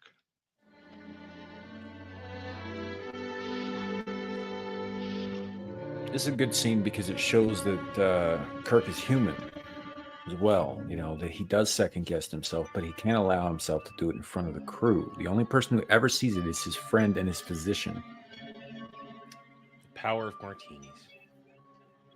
Well, we see it in, Naked Time, where he's like, I'm losing my command. He has that breakdown in private, too. Captain Kirk doesn't want to show fear or anything in front of his crew. He's a leader, not a pusher. Mm-hmm. This again calls back to submarine combat, right? There was a beep on the bridge. Everybody was listening with basically space sonar for noise, for sound, and they gave themselves away. Right. And we need a moment to clear that up for a second because New Trek really abuses us on this one. What happens on it took, and if anyone disagrees with me, you tell me. There is no sonar going on here. We have something equivalent to it on a space level. It's microwaves, whatever it might be. It's not sound waves, right? We're probing with something. Both ships are doing it. And what happens is what Spock does, while it also makes a noise so that the audience recognizes what it's supposed to be from submarine warfare and submarine movies, what he does is he also activates some power. So they sense the power going on. That's the giveaway, not the drop. Yeah, which gives away like a micro burst of some kind of radiation, some detectable. He turns energy. on a system. Yeah, he turns on a system. It's based. They're scanning for energy. Yeah. He gives them what they're looking for. They're looking specifically for what Spock accidentally does. But they have to have that object drop to the floor to cue the audience. I've met people who were I've had streams of people who are completely fooled by that. And like, so there is sound in space in Star Trek. And I'm like, the hell are you talking about? Well, no, there obviously isn't. The sonar is not a thing in space. We just, when we say sonar in space, what we're referring to is that there's an equivalent technology that would accomplish more or less the same thing.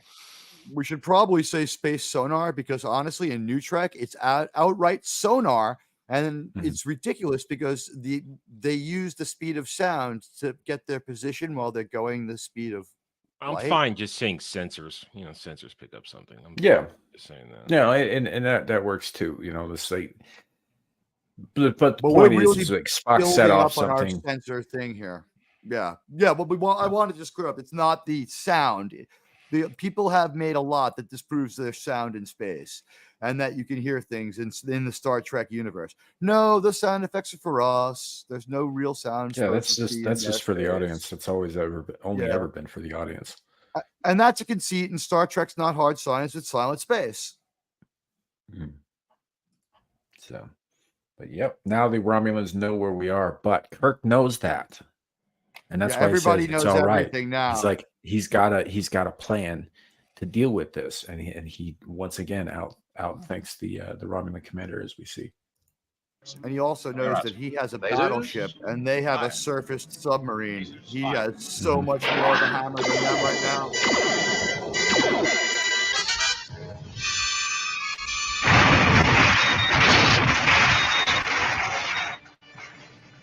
Oh, Commander. How? He's a sorcerer, that one. He reads the thoughts.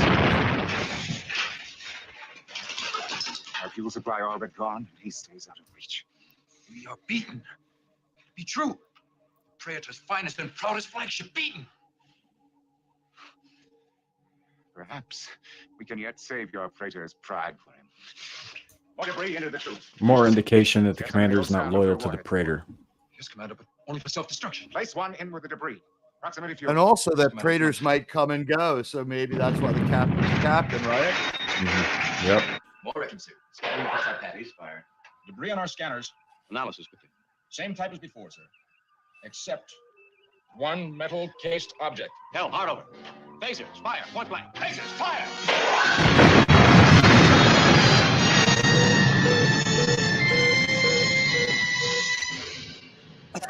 So for our that's a kind of a dire image. Glorious. That is pretty cool. We see the Enterprise adrift and without attitude control. But for our audience who missed it, what happened was the Romulans made the decision that rather than blow themselves up with the onboard nukes, they're going to take one of them and leave it behind almost like a mine to get the Enterprise. They're going to leave some more debris to lure the Enterprise closer. And Spock catches it because he's one step ahead, in his job, doing it very well. And he catches the metal cased object. Kirk makes the right move at the exact last moment, and boom, they survive. Highway. Hey, Real Wade, what's going on, buddy? Yeah. Teag is on point. That's essentially what happened. Sorry, I just wanted to fill that in. Sorry, audience, we're trying to finish this. No, I know. I guess we're kind of trying to rush to the end of it here, but so far. Mainly radiation burns, mostly from the ship's outer areas. Could have been much, much worse, Captain. Thank you, Doctor. Report, Mr. Spock. Nuclear device of some kind, sir. Our phasers detonated it less than 100 meters away. Ship damage? Mainly overloads and circuit burnouts. Weapon status? Now think about what that says about their shields. Or just the quality, what their hull is made of, which has to be radiation resistant at the least to pass through space. Lieutenant Uhura, take over navigation. Right, it's deuteronium, right?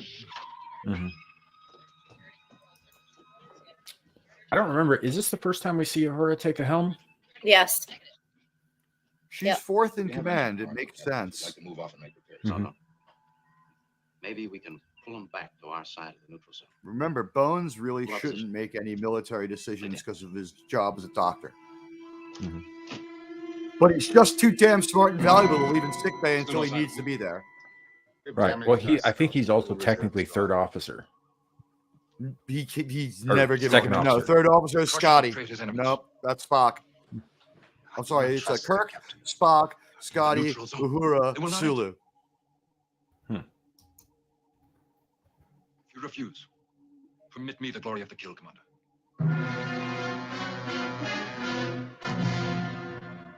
We will attack. But on my order. When you get to a taste of Armageddon, you'll see Sulu and Uhura planning some things together, and it's unstated, but she's simply there standing next to him the way Kirk stands next to Spock, and they're reasoning stuff out the same way. It's cool. You'll love it. This time we'll handle things without your help, Vulcan.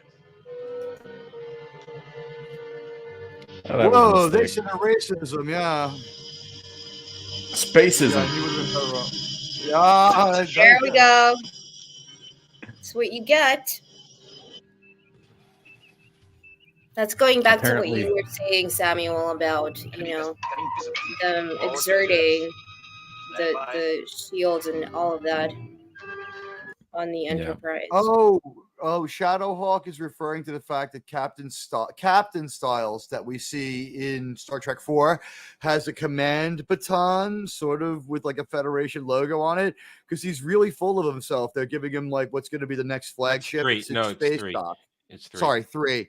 He's walking around and he has a little command baton. That's Captain Styles. So that's what he's referring to. Thank you for bringing me back on point on the movie number there. Sorry. No I problem. knew I was talking about Search for Spock. We're jumping around a lot of content. It's okay. Sal should have kept his mouth shut there. Yeah, damn straight, William Perry. Oh, there are 3 people who hate me recording that and memeing it out right now. That tweet is absolutely going out like Admiral Teag knows nothing. Check your time codes. Teague made a mistake.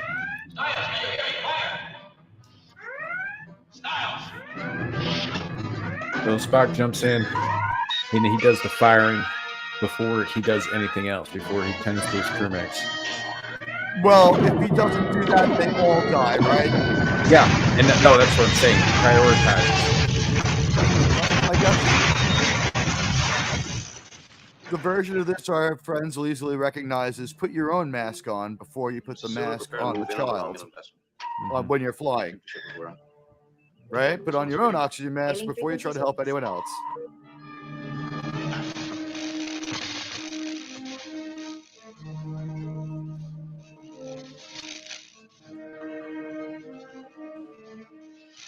Hail Argo.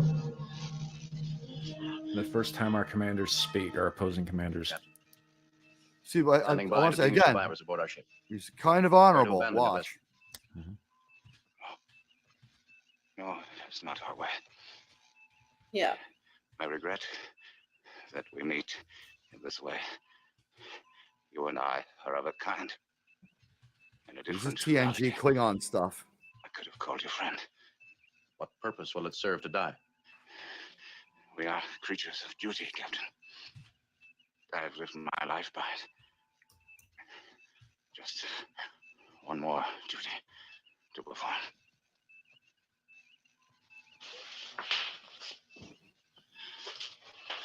It's kind of cool that he doesn't try to take. If he had been truly deceitful, he could have said, "Yeah, beam us off, and we surrender," and then nuke the ship and tried to get the Enterprise again. You know what I mean? This sort of reminds me a little bit of the actual true story of the USS Indianapolis. Is that that's the one that sank after it dropped yeah, off? Sank United with the Japanese, and then the Japanese the captain of the Japanese sub went to America for trial after the end of the Second World War, and him and the captain who God bless him, in the end, he couldn't live with all of his men dying in the way that they did. Like, they had a conversation, and they had the exact same conversation. The story And, told in Jaws, the movie, is the exact way it happened. With one exception, the date was a day off. Okay, he might have made a mistake. Okay, thank you. Yeah, thank you for that. But yeah, the way he told what happened to them in the water is exactly more or less the way it happened, because the ship couldn't give an SOS. Well, what's interesting about that is like the court martial and stuff that happened to the officer, that was more public record than actually what happened with the Indianapolis itself. The actual events were still classified until I think maybe a year before they started making Jaws, which would have been after this came out. But the court martial and the public humiliation of the commanding officer was fairly public, without obviously revealing classified details and stuff. And so, wasn't it a post-war court martial? Well, it had to be a post-war court martial, because we got 5 days of war left, right? It had to. We got 5 days of war left. But when they do this, I think this happens a lot longer after the war than we're thinking, like 1949, because what happens is he gets condemned out of hand and they sweep it under the rug. And his men and his officers were like, he was a great leader. Even when we were like under the shark attack, he was the first guy off the boat into the water. He cared about everybody. No, you're not going to say our commander was responsible. And what Anna said about the Japanese commander coming to America for trial, he did not come because he was accused of anything. He came as an expert witness at the as I understand, or was it an inquest? Yeah, he came so to testify that's what on I'm behalf saying. of the I US think captain. one of you said before that the Romulans kind of remind us of a little bit like samurais, and so that's why, like, I don't know, it gives me that sort to of a degree, yeah. Good. You know what? That's a really good thought, because here we have with the Japanese commander, he goes to the place of his old adversaries to clear his enemies. Like, nope. What happened was I surfaced, I torpedoed him, and I dove again like I did every other time. And he was exactly where he said, and their ship was burning just like he said. I verify that part of the story. Later, I don't think he particularly dropped the mic or anything, but it was a big deal for him to do that. And it was because he respected the captain of the Indianapolis as a warrior the way these guys do. So she's right on a few levels here. Mm-hmm. And more than anything, I think he probably respected how much his men wanted him cleared. Yeah, absolutely. We are right towards the epilogue here. Let's get to this last little bit so that Adam doesn't shit his pants in anticipation. Well, alive, sir. I wouldn't. Oh, too late. Mr. Spark, he pulled me out of the phaser room. Saved my life. He risked his life, and after I saved a trained navigator so that he could return to duty. I'm capable of no other feelings in such matters. How many men did we lose, Bones? Only one. Tomlinson. And there's the He was gonna tragedy. get married this morning. His fiancee's at the chapel now.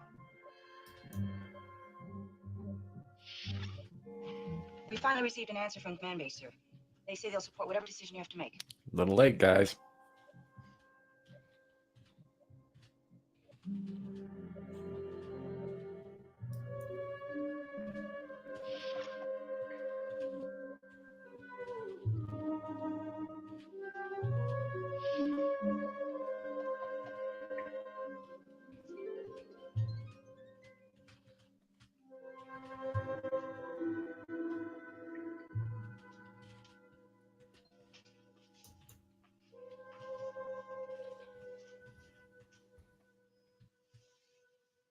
Now, I wonder, they came really close to getting married. Does she get his pension still, or does it start like, fuck you?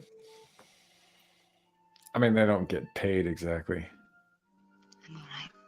She's going to get like a piece of land on Rigel or something. You know what I mean? You got something for this.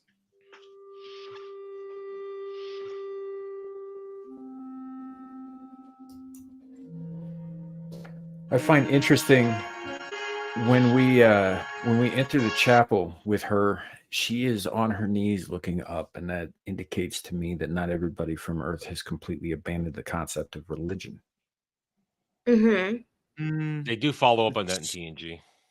They're spiritual. Well, now we have outright secular religions and stupid ass lower decks.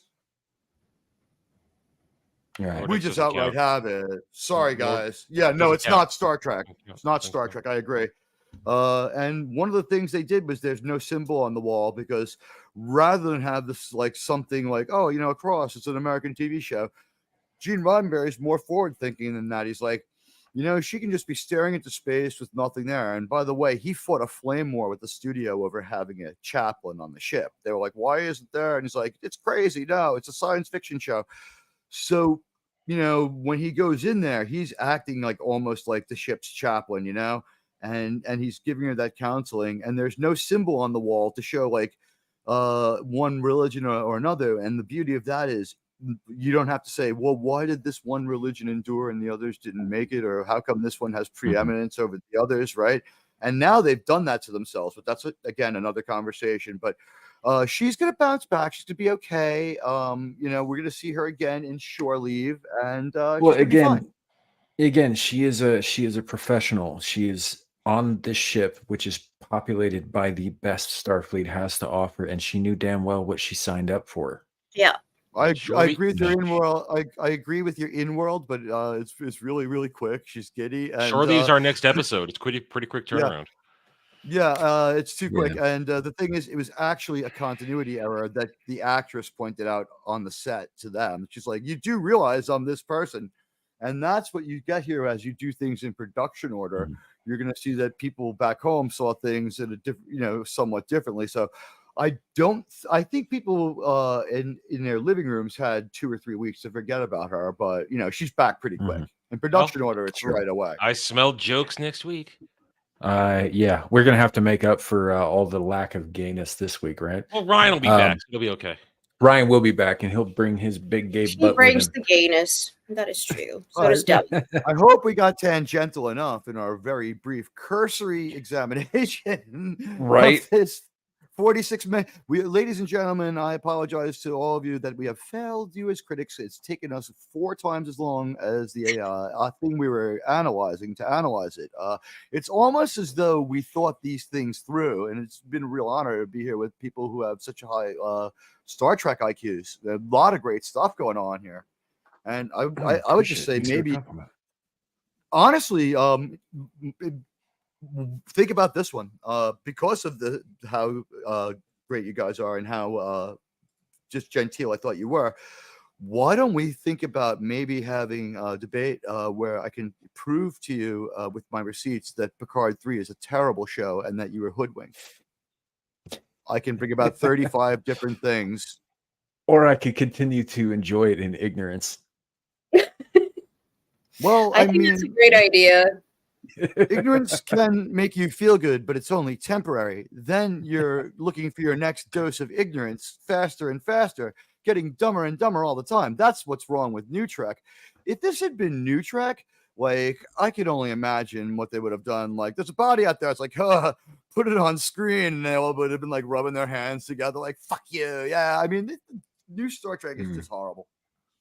Yeah. Well, that's part of why we started doing this show here is because we wanted to enjoy something that doesn't suck, that we all love, you know, and to introduce this hopefully to newer and younger audiences. Shadow of Hawk, of course, I'm thinking of you in particular, although you're only half right with that statement.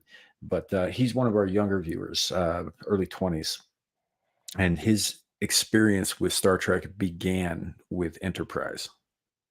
You know what? He's Give me learning hope. about some of this stuff himself.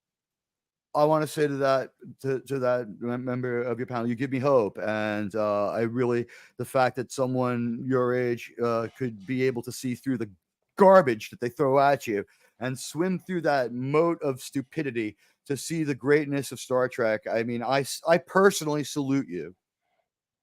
To be fair, though, the kid also wants to conquer the entire world Roman Empire style with like crucifixions galore. So like, don't give him too much credit.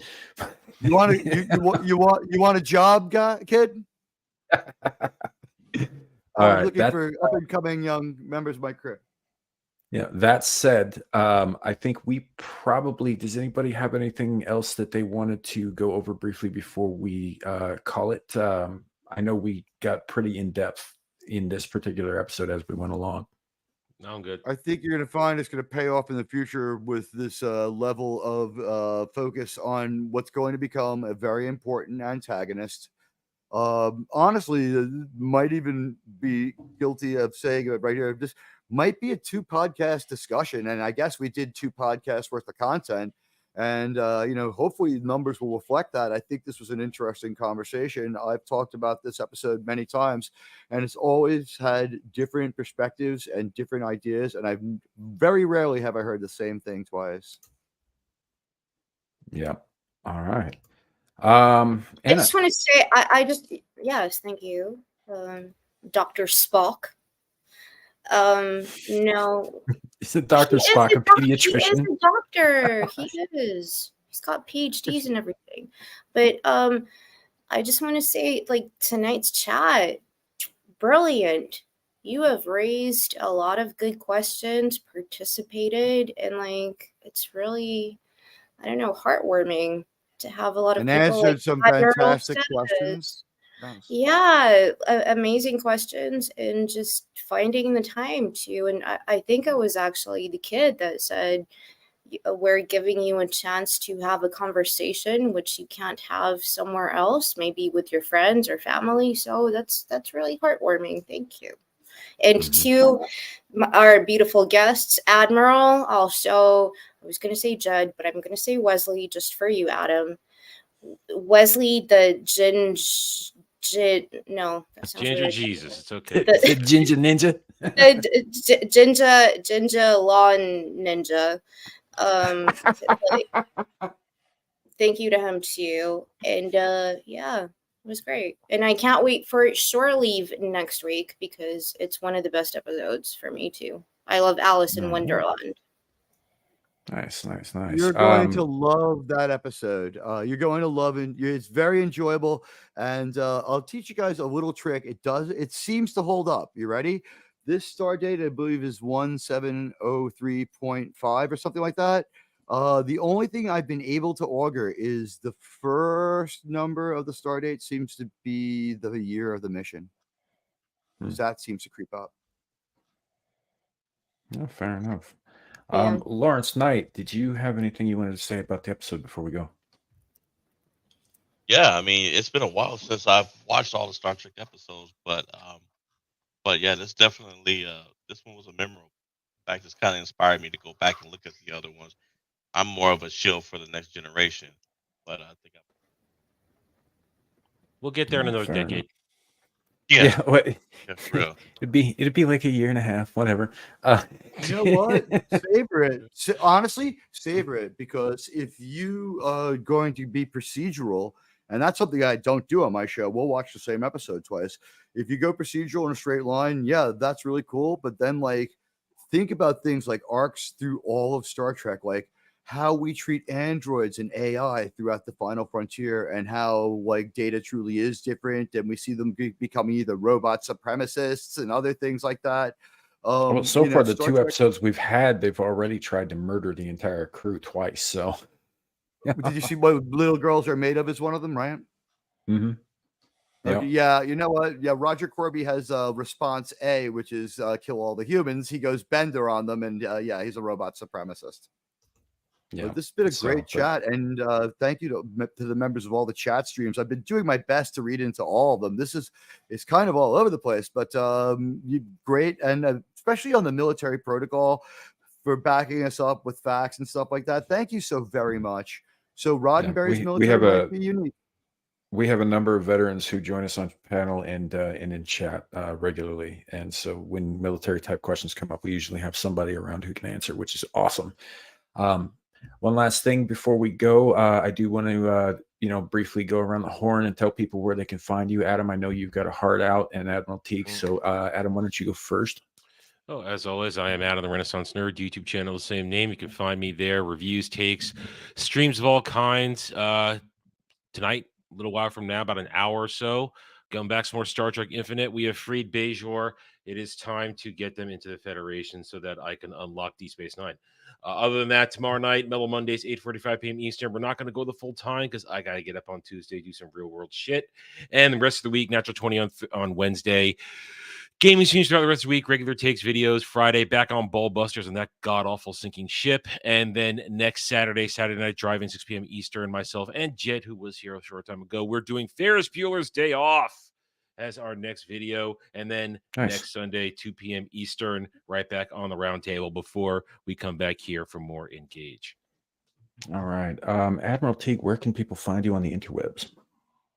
I am at Admiral Teag here on YouTube. It's at Saving Star Trek. My channel name is Admiral Teag. My link is right there in the chats. And I just want to say, Adam, when you watch Ferris Bueller's Day Off, right? Make sure you try to find the deleted scene where Captain John Harriman of the Enterprise B goes into the holodeck and says, "I want to be a high school student with a mischievous friend." Yep, I know. I get it. I try not to think of generations. I try not to think of generations. So You know what? We could have a whole talk about how maybe Generations' story is so bad that it implodes Star Trek because they say you can never leave here, and he's like, "Well, I want to leave," and it's like, "Well, you can." And it's like, "Well, how will it keep me here? By giving you whatever you want." "Well, I've decided that I'm definitely going to leave." "Well, we just told you that if you try to leave, you're going to think that you did it." So they really, really poor writing in Star Trek Generations.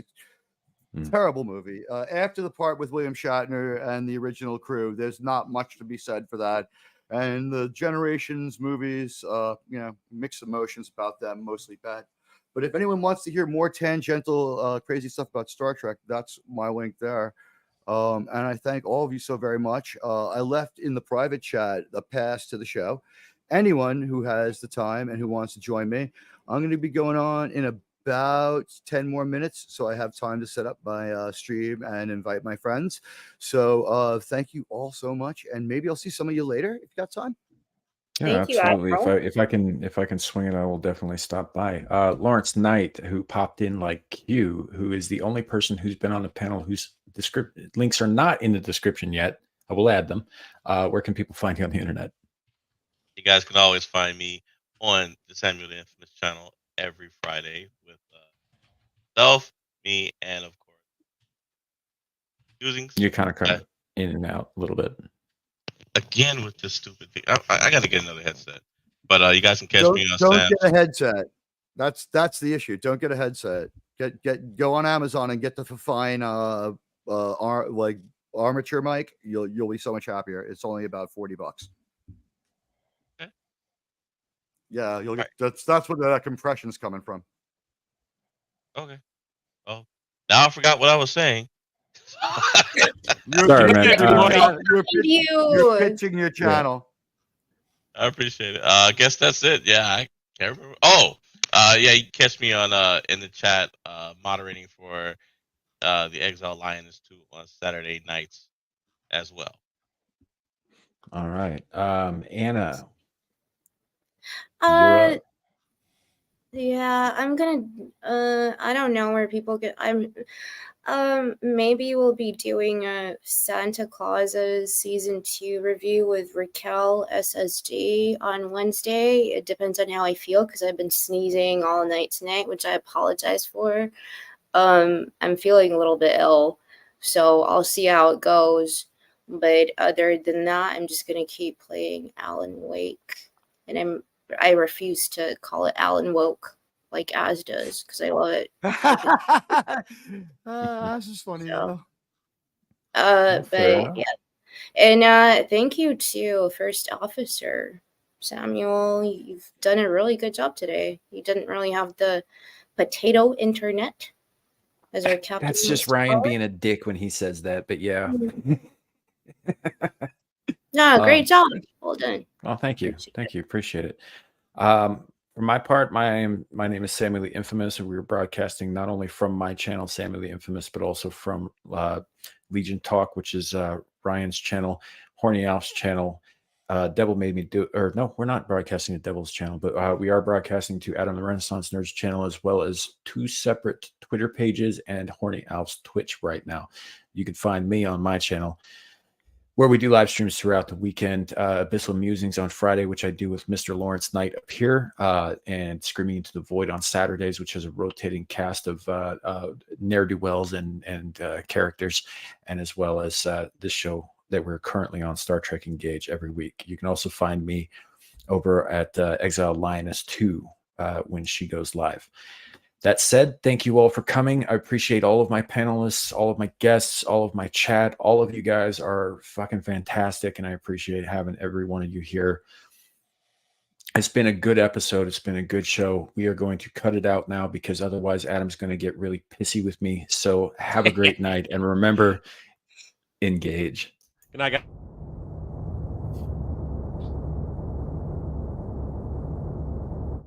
You know, back when I was in the academy, we would follow every toast with a song.